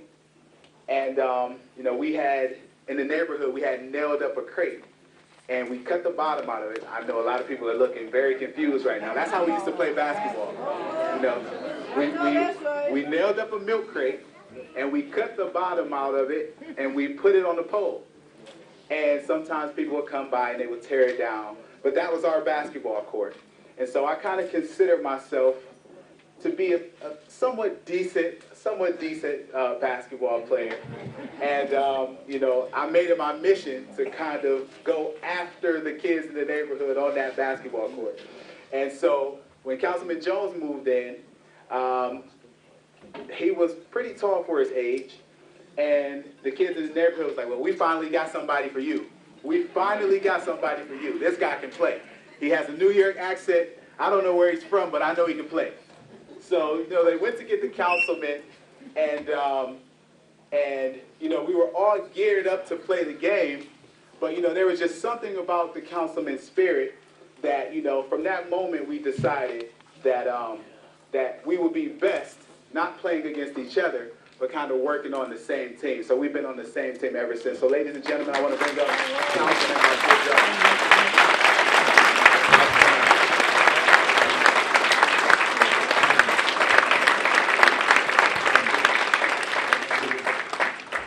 Good evening. Good evening, sir. How y'all doing? Good. It's a blessing, man. First and foremost, can everybody hear me all the way in the back? Pops, you can hear me? Good. First and foremost, we thank the Creator for another day of life. And despite what's going on in our lives, it's a blessing to have life. And I'm so happy to see all of you. I wish I can cut this down right here so I can see you. So let me move over a little bit. Then somebody else gonna be blocked. And I don't want Brother Mansfield blocked, because you're gonna talk about it. But first thing I would like to do is, Ms. Kristen Farmer, if you can join me here for a second. Roger, where's Roger? Roger Carney, where are you? Roger, come on up here for 1 second. You know, before I say the speech that I had planned for you, we have to get into the habit and have a culture that we tell people thank you while they're here. We have to get out of the habit of saying good things about people only when they can't physically respond to us anymore. So I want to take a moment to say thank you to a couple of people. And first is this gentleman right here who has become a very good friend of mine by the name of Mr. Roger Carney. And he oversees this amazing program that helps build, or fix rather, homes of our seniors. And he does it all across the city, all across the city.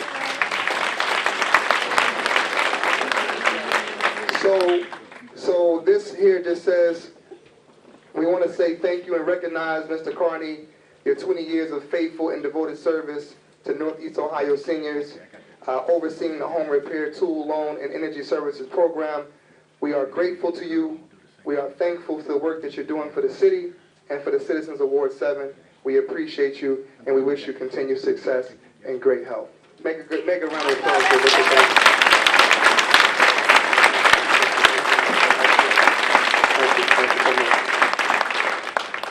I want to say thank you to this sister right here, man. This is our sister right here, man. And if there was a Harriet Tubman of this generation, now if you don't know what Harriet Tubman is, that's a whole nother conversation we got to have.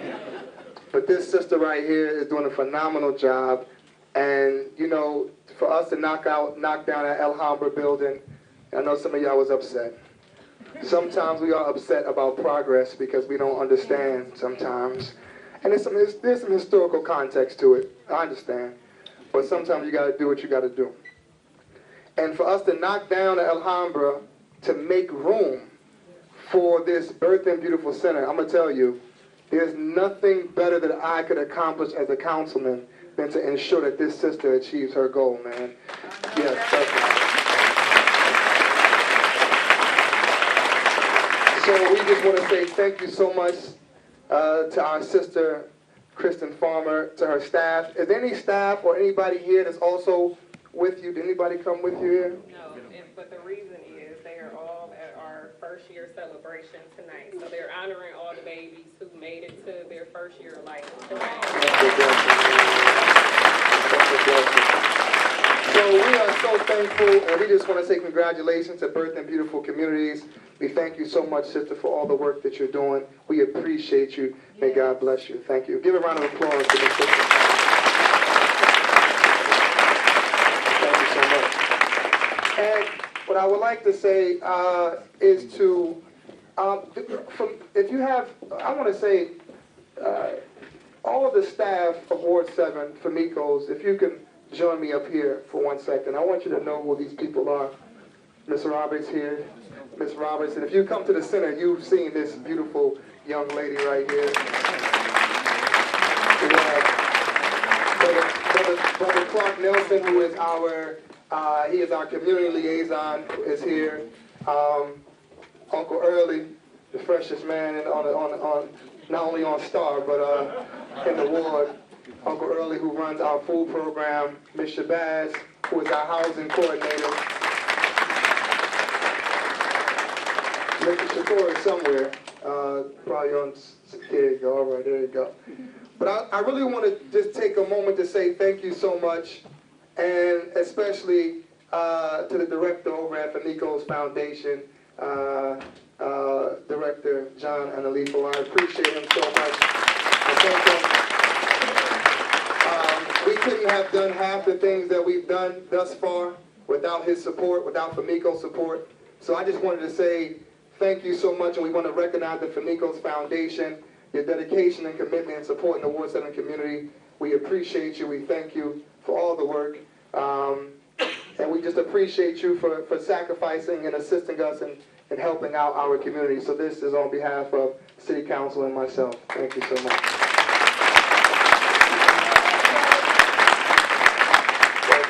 Thank you all so much. Thank you. I appreciate it. Is anybody else? Anything else I'm giving away? All right, all right. I have a resolution. Okay. Okay, that's not. In the name of God, the most generous, the most merciful, we thank God for another day of life, and we thank him or her for the consciousness and awareness to understand that the power that has been given to us is not a self-made power, but it is a power that comes from a greater power. I know that's right. Which is our Creator. Yeah. We acknowledge that. We submit to that. And if you submit to that, then you become stronger every day. That's true. So when the winds of struggle and tests blow your way, We don't stand as an oak tree, haughty and proud and arrogant, but we stand as a palm tree, bowing with grace and humbleness, as we understand that every storm is a test of our willingness, it's a test of our faith, it's a test of our faith. You know, Ward 7 has a very special place in my heart, and it's not because it's been all peaches and cream, but because I learned some very valuable lessons here. I learned that here in Ward 7, family is very important. Family is very important. Without it, you don't have anything. I learned in this neighborhood how to become courageous, to have the courage to be different, to be able to see your peers going down a path of destruction, which is a path that most of our young people were taking, and to make a choice to go down a different path that sometimes is filled with ridicule, sometimes is filled with people who feel that you shouldn't go in that direction. That path is sometimes, more than not, a very lonely road. So because of it, of growing up in Ward 7, I learned to become comfortable with being uncomfortable. I learned survival here. I learned how to survive with little food. I learned how to survive with little positivity. And I learned how to survive with little company. And I learned how to be okay with being alone. Every great man and great woman must embrace the idea of being alone. I know that's right. But there's a difference between being lonely and being alone. Yes, it is. One should never feel lonely, or one should never even feel like they're alone, because God is always present. Yeah. And you and I are never alone. And the reason why that I speak about God in this intimate way is because God is my inspiration. And I truly believe that if we take care of God's people, that we will receive God's mercy. And we cannot say that we love God, but hate God's people. Despite what our differences are, I can guarantee you that our similarities are much more. If you just take a moment to look at one another and see beyond the color, see beyond religion and culture, and see the heart of a person, then it'll move you in a way that you become closer to God. But what separates us from God, or even getting a chance to understand who God is this idea that we have more differences than similarities. We have much more similarities. Every one of us are not just beholden to the people that we have been here to serve. Whether that's your parents, whether you are parents or you are children, whether you are a church or a neighbor, we have all been sent to serve in whatever capacity, and therefore we are not just held responsible by the people that we have been sent to serve, but we are also have been held responsible by the God of all people. So understand that this is the inspiration behind your counseling. That we are not in search of perfection, but we are constantly failing and getting back up. That this is the sign of the human condition, that we are constantly falling and getting back up. Yes. Don't you stay down. You get back up. You get back up. One of the prophets of God said that the community is like one body. And if one part of the body hurts, then we all hurt. And with that understanding, we know that one finger can never be as powerful as a fist. And if we are going to be successful as a community, we have to embrace the fact that we are one. That your pain is not just your pain, but your pain is my pain. That your joy is my joy. And until we act as a body, we will continue to remain confused and we will continue to be weak. So Ward 7 is a body. And as the councilman, we inherited this body. But when we inherited this body, oh man, the body was, the heartbeat had just been flatlined. The coroners was on the way, and it said DOA, dead on arrival. You right about it. But we didn't agree, Auntie. All right. We didn't agree. We didn't believe that a body that once had the head of a Fannie Lewis could ever be dead. We didn't believe it. We didn't believe that. We believed that the heart just needed a jump. Just needed a jump. So once we get the heart working, then we understand that the body will soon follow. So we worked on the heart. And what does the heart represent? It represents love. Love. How do we increase love in our community? What can we put in place that will promote love in our community? Yes. So the first thing that we established was the Imani Food Distribution Center. Why? Because if you feed people, they will love you. They'll love you. They'll love you forever. You know that's right. If you feed the people, they will love you. And I remember growing up on Whitney, growing up in the ward, and there are still churches that we used to go to get food that the pastors there, I still love them today. As a result of feeding the hunger that we had as children. Because I'm telling you, you can't be successful when you're starving. It's hard to see past tomorrow if you're not eating today. So if we feed the people, and once we started our food distribution center, we feed over 1,000 people every single month with our food distribution. That means, you should clap for that.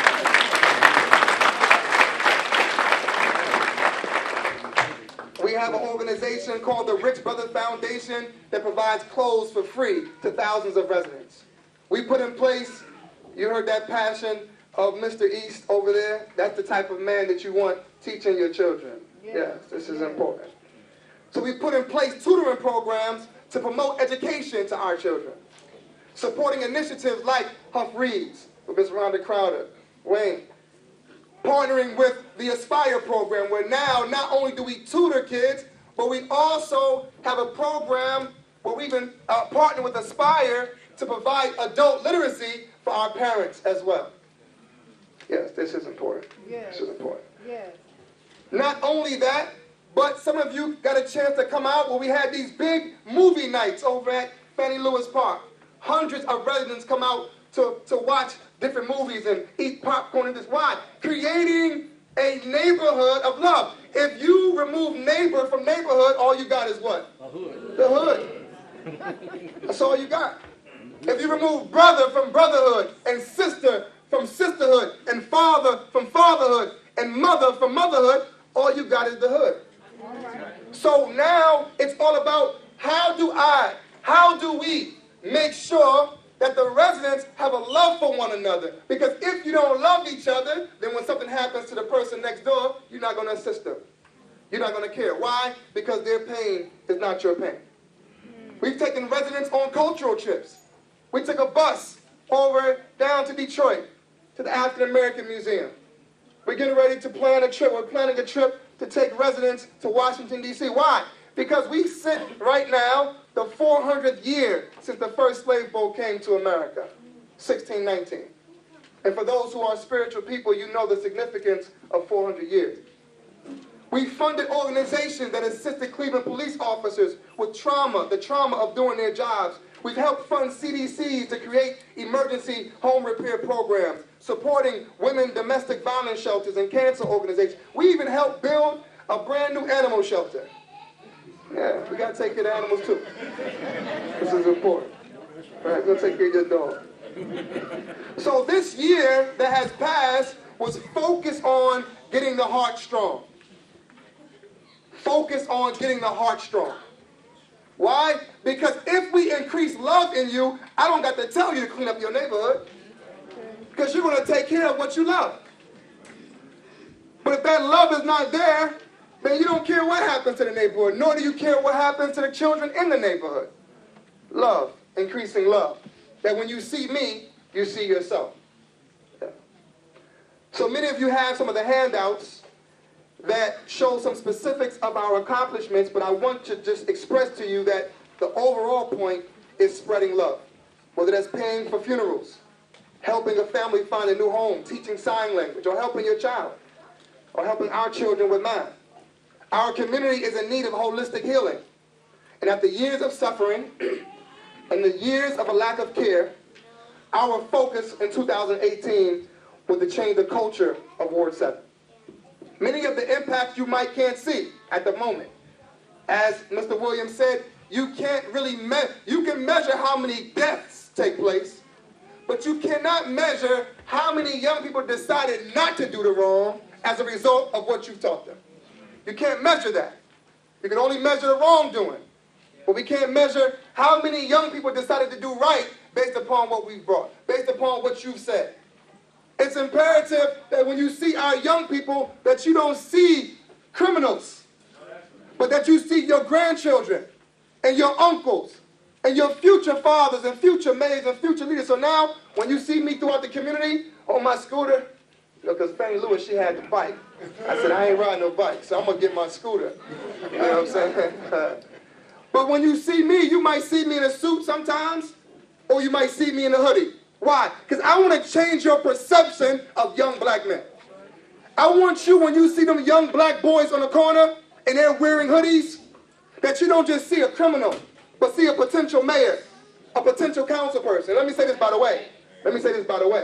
Especially here in Ward 7, because I can't speak for nowhere else. But if you're uncomfortable talking about racism, we can't ever be friends. We can't be friends. If you are afraid to talk about racism, if you're afraid to talk about it, then imagine about the people who live in it. So if it bothers you that racism is talked about in a majority black city, that's a whole other conversation. So this is all about building deeper bonds and increasing love for one another. So now in our next year, the focus is how do we now work on the body? We worked on the heart back bumping, right? Beeping. Right, got the heart, come on now. Now, how do we work on the body? How do we work on the structure? You know, my good friend Dennis and Signet and Arlisha, where she go? Sister, you phenomenal, you know that. They didn't really go into depth about how serious we were. See, a lot of people, they hear, and we're talking about development. I know that there's a historical context, that there's some sensitivity around development. The amount of messages I received, don't you sell land at Cleveland Clinic, all this type of stuff. I know. There's some historical context there. But there is an extreme. One extreme is selling the community out. Another side of that extreme is not doing nothing. So what's the middle? I'm going to tell you what the middle is because it's a perfect example of what we did with Signet Real Estate. I'm still, they said ignorance is bliss. So I'm still new enough to ask for things that I didn't know you can ask for. I don't know. So guess what? I don't want to be here long enough to remove that. I don't want to be here that long to get to a point where I forget that. So we said to Signet, to Mr. Burnside and others, number one, you know you can't own the land, right? Now, usually developers will walk away from that. They walk away. But I'm crystal clear that the land of Ward 7 must remain in the hands of the people of Ward 7. You better no doubt about it. The people have to own the land. The people must remain in ownership of the land. Always. Why? Because the wealth of a community is in its people and the land. So I was ready to step away from the deal if they said no. Come on, youngster. We can step it away. That's okay, Auntie. You speak to me. That's the tradition. So number one, we said you can't own the land. You can lease the land, but you can't own it. Can do that? Yeah, we can do that. I said, oh, cool, okay. That's the biggest part right there. So we partner up with New Village. And now the Cleveland Foundation have given us the resources to create a community land trust. What does that mean? This community land trust will own the land in Ward 7 and partner with developers and make money from it, and so that Grandma Johnson and Grandpa Jones can always get their roof fixed, can always get their porch fixed. No matter why, because for Grandma Johnson, that porch not being fixed can mean life or death. So we want to always make sure that no matter who the president is, no matter who the mayor is, no matter who the council person is, that the people will always be taken care of. Because we're still dealing with the trauma of that last 10 years. We'll talk about that another time. So the first thing we said is you can't own the land. You can lease it. You say, yeah, okay, good. Number one. That's number one. Number two, we want to make sure that that's not the newest building on the block. Can you put aside money to help fix up other homes around there? Can you do that for us too? You know what they said? Dennis, what you say, Dennis? Okay. Yes. So now, homes that are around the building of Anselm and Huff, the homes around there, will be knocking on your door soon because you're going to get some of your houses fixed as a result of this deal that we just made with City.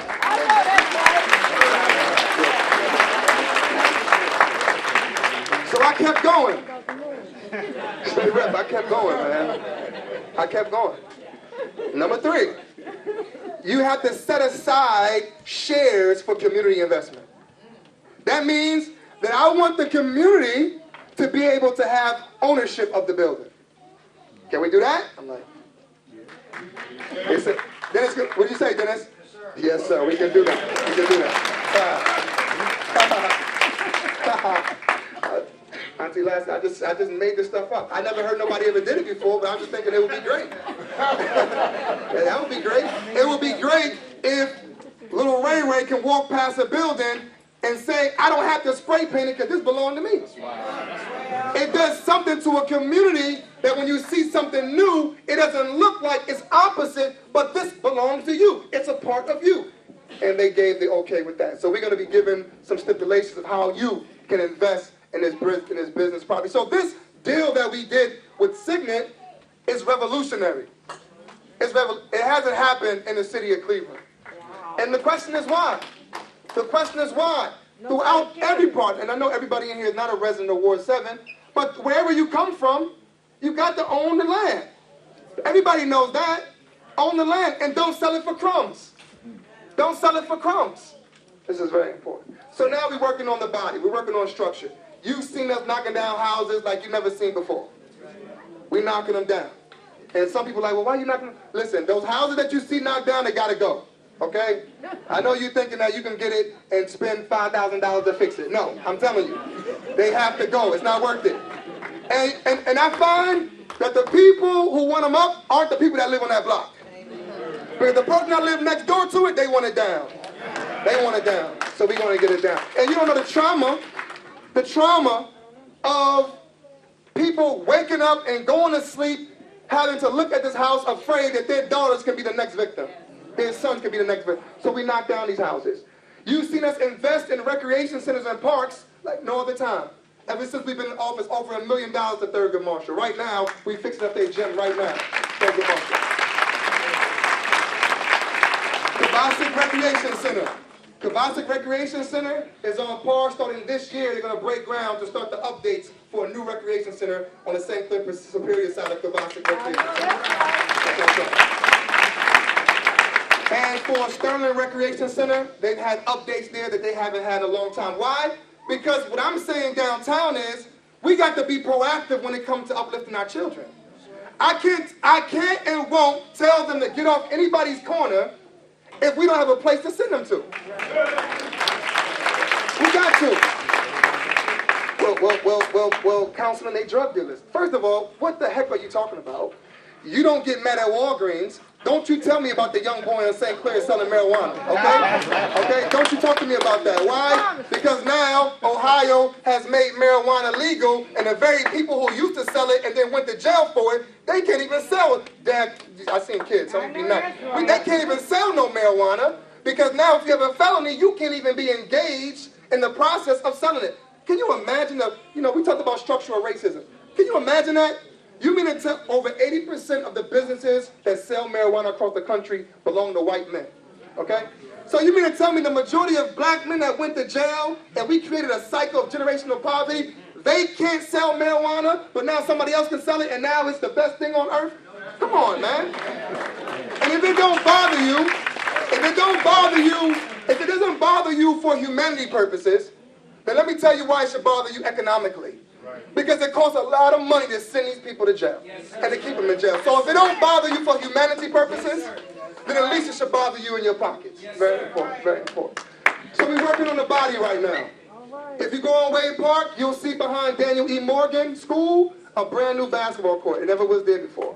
We fixed that basketball court. Why? Because we want our young people to see some beauty. well, Bashir, you're talking about the young people. First of all, you know, if I work with the young people, then our elders will be protected. But if we don't create a bridge from our young to our elder, then when he sees you walking from Addison or sees you walking from Wade Park Apartments, he's not going to see his grandmother. So now I'm on the blocks. So you see the suit. You see the suits, but you don't know about the midnight runs, okay? You don't know about the midnight talks we've had with young gangsters across the Ward 7, okay? And you know that gangsters ain't just in Ward 7 either. Some of them in City Hall, okay? All right? So I just want you to change your mindset. I want you to change the way you view it. Because the real gangsters are the one who can turn illegal and make it legal. But we don't feel that down here. So this is the fight that we're fighting. This is the fight that we're fighting. And it's a human fight. It's not a black fight. It's not an Asian fight. It is a human fight. And everyone must be on board to assist us in making this happen. I know that's So, right. in my closing, we're doing these parks. We're getting ready to build a park right on 79th and Superior. For many of you come out from my camp out, and we spend a night outside. How many of you come out there before and we spend it out? You heard about it? Well, last year was the last one, because I ain't doing it no more.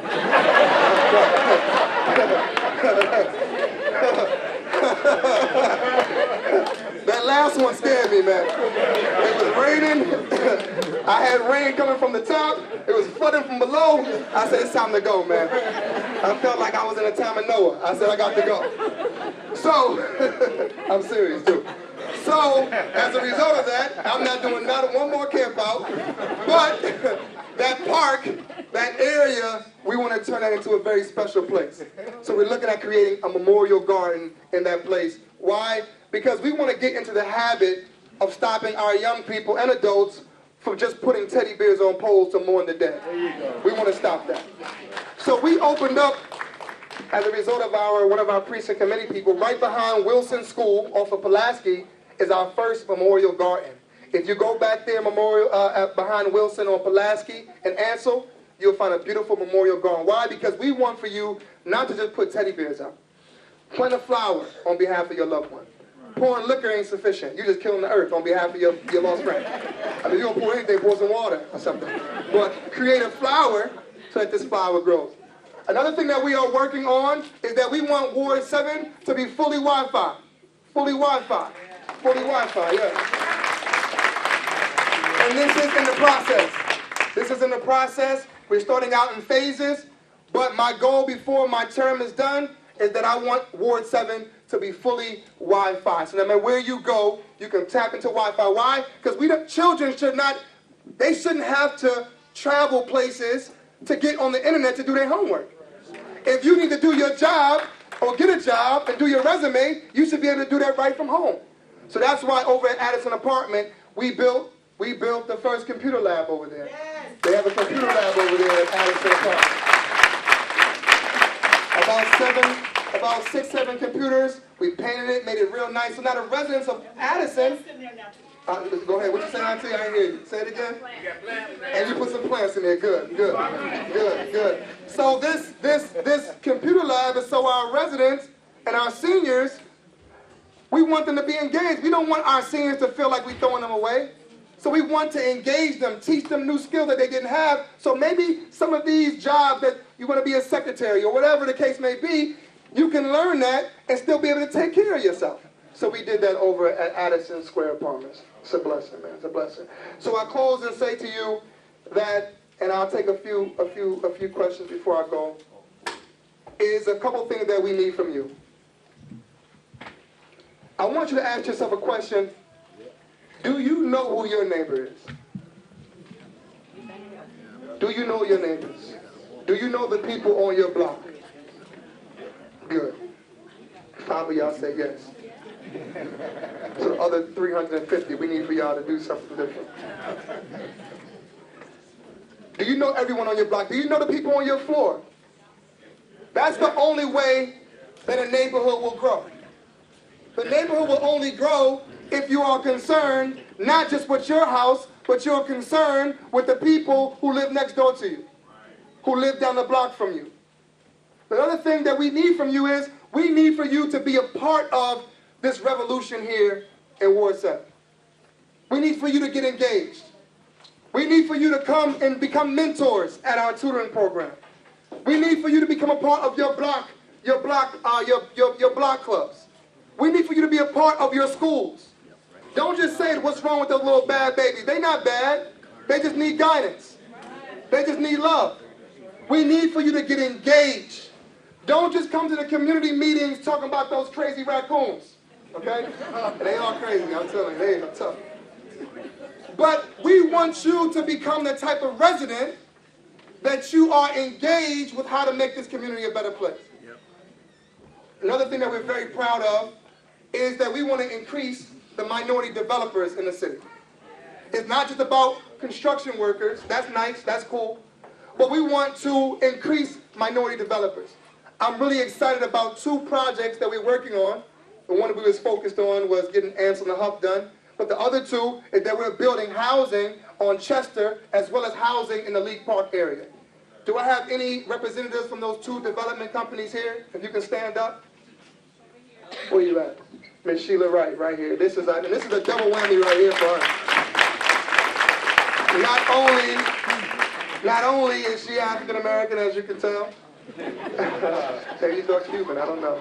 That's African too, but anyway. But we want to promote more women to become developers in our community, right? So we're very excited that her company's going to be building how many homes around the League Park area? 15 semi-custom homes, 46 brownstones, an apartment and commercial space.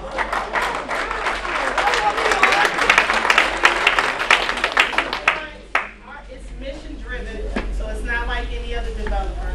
We're not talking about fat margins. We're talking about creating an opportunity where a person who makes $40,000, $50,000 can live next door to the person making $100,000, $200,000. Diversity of income is what we need. So I just want to thank Councilman Jones, because it's not, when he say he's building not just community and buildings, he's building people. We will have minority architects working on our project. We will have a minority builder working on our project. We'll hire local people. So I just want to thank you for this opportunity, Councilman. I didn't plan on speaking. Give a round of applause to our sister Sheila.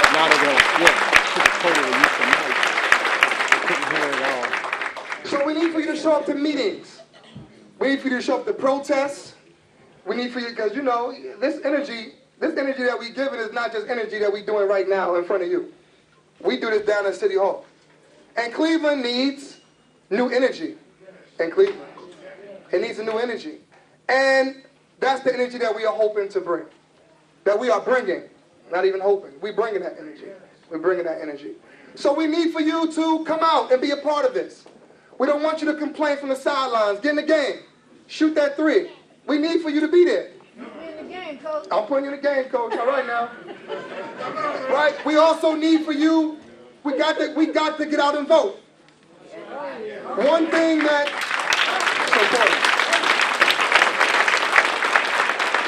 one of the things that growing up, why I didn't even like elected officials, because I would only see them during election time. And many of you felt that way, feel that way. You can't say it about us. We out there playing basketball with your kids. We walking down the block. We cleaning it up. You're going to see us all the time, unless you just choosing not to see us. But we want you to get involved. We got to vote. One of my goals, our goals are a couple. One is, of course, working on his heart, continuing to do programs that uplift the heart. The second thing is the structure. We want new homes. We want Wi-Fi. We want new buildings. But also, what we're talking about is that these buildings, not only will there be minority developers, but also minority businesses that go into these places. Right? So if the community, on this side of the community, is a large African American, the same way over here in Asia Town on Payne Avenue. We want to see developers that represent the community. We want to see Asian developers. We want to see Asian contractors, so forth and so on. On the St. Clair Superior side, many Eastern European. We want to see developers that represent that community. So the diversity that we have in Ward 7 is a beautiful thing. But if you don't benefit from it, it's only from your choice. Now, I'm not talking about y'all. I'm talking about y'all cousins and them. Let them know that if they say there's nothing happening, they just decided not to be a part of it. We just got a new partnership with Newbridge. Newbridge, raise your hand, Newbridge. Newbridge back there. We're doing a big, give them a round of applause. They're going to be helping us lead this mural concept across Ward 7. We want, wherever you look, we want you to see beauty. We want you to see beauty. We want to see successful CDCs, Famicos, St. Clair Superior, Campus District. We want to see Midtown. We want to see successful CDCs. And I'm telling you, and everybody here, remove those imaginary lines. If I need Famicos on St. Clair Superior, I want to ask them to do some work for us. If I need St. Clair Superior to do some work on Payne, I'm going to ask them to do that. Payne, remove those lines. Wherever people need help, step up to help them. Step up to help them. And another one of my goals is to remove Donald Trump from office, man. This is my goal. I'm just being honest with you. I'm saying it to you clearly. I'm saying clearly, I don't care if you're Democrat, Republican, Green Party, I don't care what you are, all right? You can like the person, but you can't help but to acknowledge the increase of white supremacist crimes in this country as a result of President Trump in office. So it ain't about him as an individual. Well, yeah. You're right. Maybe it is. But it's imperative that we remove not only that energy from the White House, but more importantly, help heal the people who can connect with that type of rhetoric. Because we're all connected. Whether you're white or black, Asian, Latino, we are all connected. And if we don't move together, we will fail together. We will fail together. So in closing, I say to you, join us. Join us in this battle. Join us in this fight. Don't look at this battle, because it ain't going to last long. You hear me? It ain't going to last long. This time that we're in is a special time. It's a very spiritual time, actually. And I'm asking you not to sit in the background and miss out on all of these blessings that you can receive. Don't miss out on it, because it won't last long. I won't always be in this position. Not always. You won't always be in the position that you're in. It won't always be 2019. So we got to do all we can do right now. And as Mr. E said, we are in a state of emergency. And every day we are losing somebody. So we can't afford to wait until tomorrow. And anytime anybody talks to you about us, they say, you know, Councilman, he wants things done like yesterday. Yeah. Because people died yesterday. People on the verge of death today. And they may not make it to see tomorrow. So we appreciate Fannie Lewis, Councilman Fannie Lewis, but I want to make it clear to you that Ward 7 is my responsibility now. And it's my time to serve this community. And serving this community does not mean having footprints on my body. So let me be clear about that. But I don't want you to confuse passion with anger. That's what they like to do with black men. That when you're passionate about something, you must be really angry. But James Baldwin said, he said, to have just a little bit of consciousness and to be in America means to be in constant rage. You can't help but to be angry when you turn on the news and see what's happening to people who look just like you across this country. If it doesn't make you angry to see what's going on with human beings across this country, there's something wrong with your heart. And how can we be Christians and Muslims or just good people and not care about your next door neighbor? So I say to you, we got a lot of work to do. I want to introduce a couple of groups because I talked to you about the work in the community. I'm talking to you about voting, right? And I'm talking to you about building. And this group right here is helping us on the voting side, okay? I want for our precinct committee people to stand up. These are our precinct committee members. If you live, give them a round of applause, please.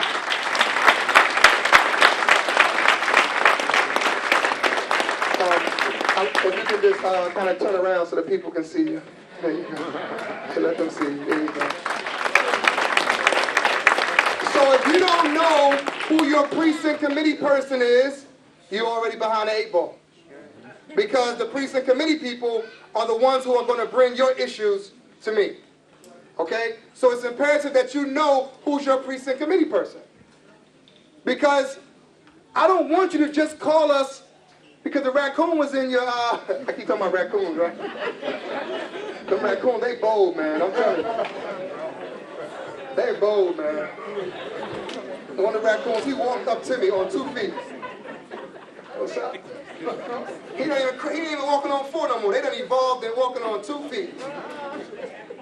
And he pointed at me. And I went the other way. Because I don't know what he got, Brother Fred. I don't know what he got. He knows something I don't know. Okay. But these precinct committee people are working to make sure that you're taken care of. And they're going to assist us. Do you know, I have to embarrassingly say this, that Ward 7 had the lowest voting turnout in the last election. Now, I'm going to say that was because you just wasn't enthused. But that can happen too. When we ain't enthused about something, we ain't coming out. Right? I'm going to give you that excuse. But that excuse can't last for long. Especially when people, black and white, died for us to have this opportunity. So I need you to find out who your precinct committee person is, work with them, right? Get to know them so that they can bring your issues to us and that we can bring it to City Hall, okay? Give them a round of applause to our precinct committee.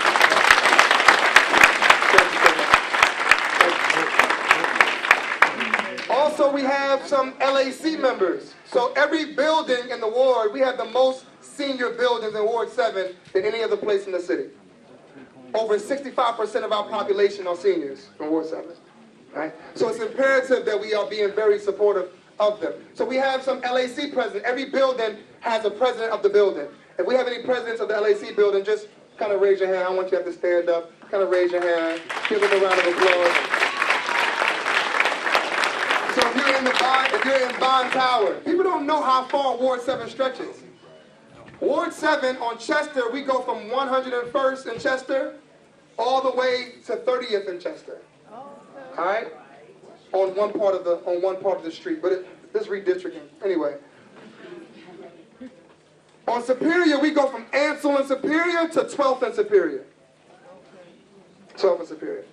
On St. Clair is all messed up. But we kind of like go up, it's crazy. But we got parts of, we go all the way down to about 20-something. And go all the way up to about 79th. And it's like, you know, some streets are in there now. Payne Avenue, 55th and Payne, all the way to the end. 55th, we go from Prospect to almost close to St. Clair. 55th.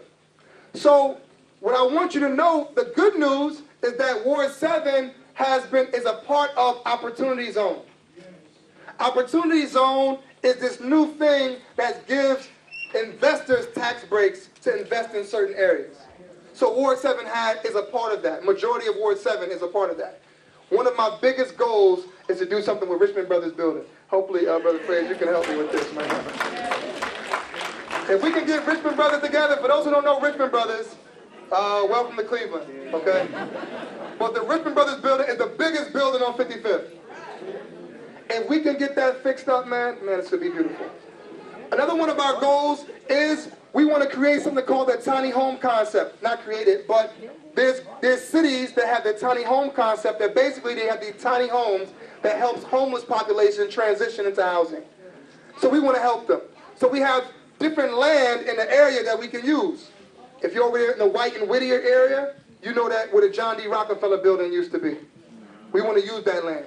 The old Wilson School, we want to use that land. So we're in the process. These are the different processes, okay?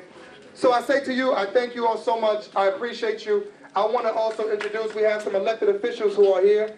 And my elected officials, if you can stand up, please. State Rep, if you can stand up. State Rep. All right, if you can just introduce, you all know these faces, but I'll let them introduce themselves anyway. Stephanie is from here, so State Rep is from here, so I got to give her deference. Go ahead, State Rep. Introduce yourself.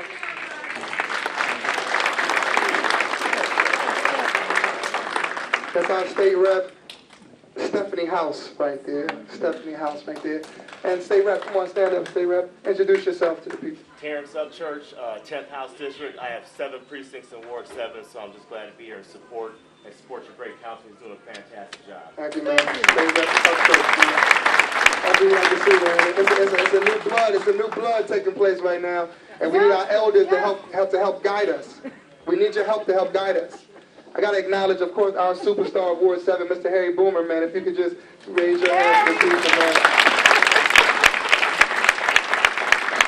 Right here for Ward 7. That's why we get all our good press. We always get good press from Channel 19 because Harry Boomer is here. This is good. City about the Richmond brothers today. Good. All right, already on my radar. That's what I'm talking about. Thank you, Brother Boomer. Thank you. I also want to take a moment to, we have our officers here. If you could just stand up, man. Let's give a round of applause for our police. Thank you so much, man.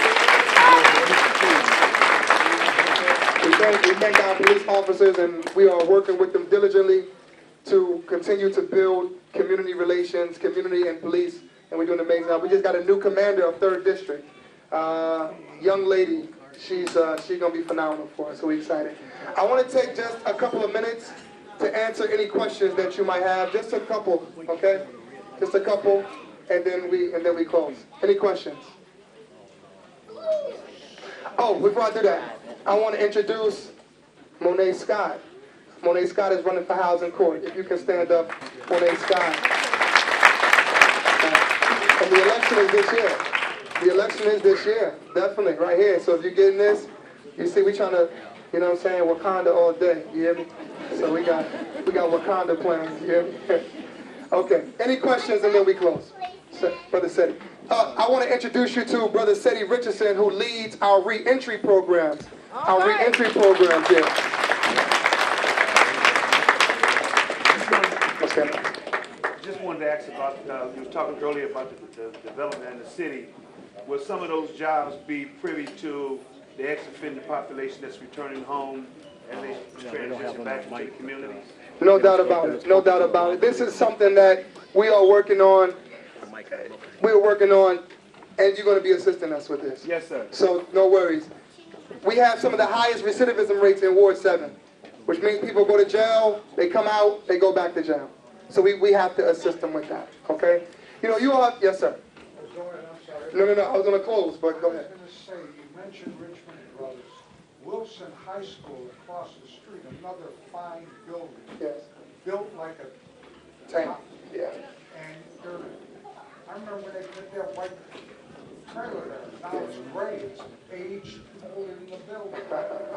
Yes. I hope something gets done. It's for people. Yes, sir. It's being worked on. Wilson School. See, so what you have is that you have the school district. They own certain land, and you can't do any building or anything on it until they swap the land with the city. So right now we're in the process of the school. I'm actually meeting with the CEO next week. They're going to swap land with us. So once they swap land with us, then the development that we're looking to do, we'll be able to do it. Yes, sir. Yes, sir. And let me be clear. You know, even with this building that we're doing on Anson House, we are not afraid of diversity. I don't want you to be afraid of diversity. Don't be afraid of, well, somebody's coming and they're gonna, like, don't worry about, don't let that be a fear to stop growth. Don't let it be a fear to stop growth. But what we're making sure is that when we're doing these deals, that the people are always at the forefront. Always at the forefront. All right? But we need you to be a part of these conversations as well. Okay? All right. So let me close with this. Yes, ma'am.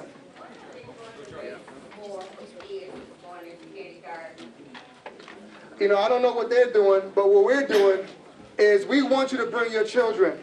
We want to assist them. That's why we created this tutoring program. We want to assist them and help them. This is really important. So before you leave, if you're interested, make sure you get with Mr. East. Also, I want to say, I'm going to come to you, Auntie. Miss Mumford right here. Miss Mumford and a group is working on this beautiful project to help us control, to own the energy in our community. And we're working on this project. We're very excited about this project. And what's the name of it again, Ms. Mumford? It's a solar garden. The solar garden. So we're trying to do a solar garden here in Ward 7. Why? Because we want to be able to own the energy in the community and for you to be able to own it as well. As you can tell, I'm just about ownership. Own it. If you can't own your community, then how are we going to be successful? How are your grandchildren going to be successful? This is important. All right? Yes, ma'am.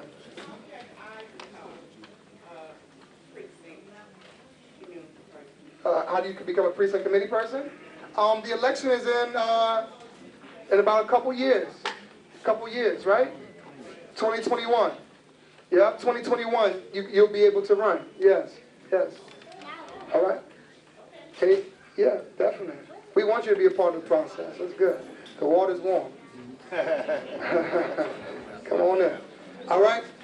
So we close and say, I want to say to every person in here who's providing services for Ward 7, I thank you. Whether you are making sure the lawns are cut, whether you are like Brother Jamil over there, man, growing fruits and vegetables. I don't know if you all have been down at Crawford, Brother Jamil? Down Crawford Avenue, right behind Thurgood Marshall. You'll see these big hoop houses. Brother Jamil, raise your hand, Brother Jamil. He leads that effort over there, man. So get a chance to stop by and see the work that he's doing over there.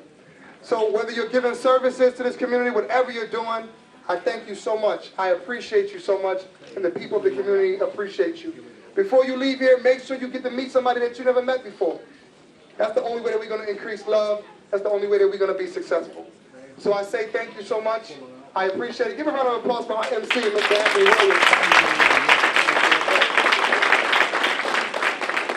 I truly appreciate him for taking on this duty and doing it well. Did he do a fantastic job? Thank you.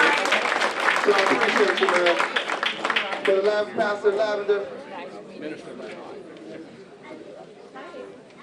Give us some last words. Go ahead. Again, can we give another round of applause to Councilman Jones?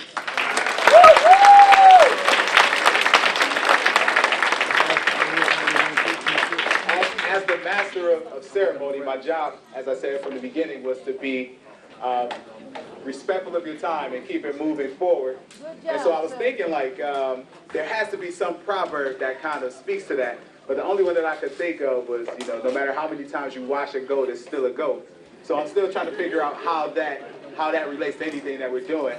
But in the back, the one underrated thing about Councilman Jones's meetings is that he always has excellent refreshments. So after the meeting, if you are hungry, please see Treasurer in the back. She has refreshments that are being served. And again, in closing, you know, the councilman is working here in Ward 7 to redefine what it means to be successful. Every day and every night, the councilman, you can find him somewhere in the community redefining success. And our job as the stakeholders of the community, because each and every one of you that attended tonight, you now have the responsibility of being a stakeholder in this community. And that means that you have to do your job in holding the councilman accountable. We can't move forward without accountability. And the one thing about Councilman Jones is that he doesn't mind it. You know, as I was on my way here, the one thing that I thought was that I've had more failures, you know, than I care to acknowledge myself. But everything, as I wrote that thing down, I realized that every time I failed, that I was always failing up. So again, everything that the councilman does, let's get behind it. And I want to close with prayer from Minister Lavender. One more time, guys, can you clap your hands for our councilman now? Let us honor God. Dear Heavenly Father, Lord, we come to you right now. We give you all thanks. We give you all praise. Lord, we thank you for the move that you're putting in this ward, Lord. We thank you for those put in place, Lord, from every investor, from every company, from every person who really want to embody the change in this neighborhood. We thank you for continuing to bring them forth, Lord. We thank you for having the community be the community of opportunity, Lord, for those who are in this community to invest back. Thank you for this great councilman and everything that he's doing, Lord. Bless him and bless him indeed. We thank you, we honor you, and we bless you. And in Jesus' name we pray. Amen.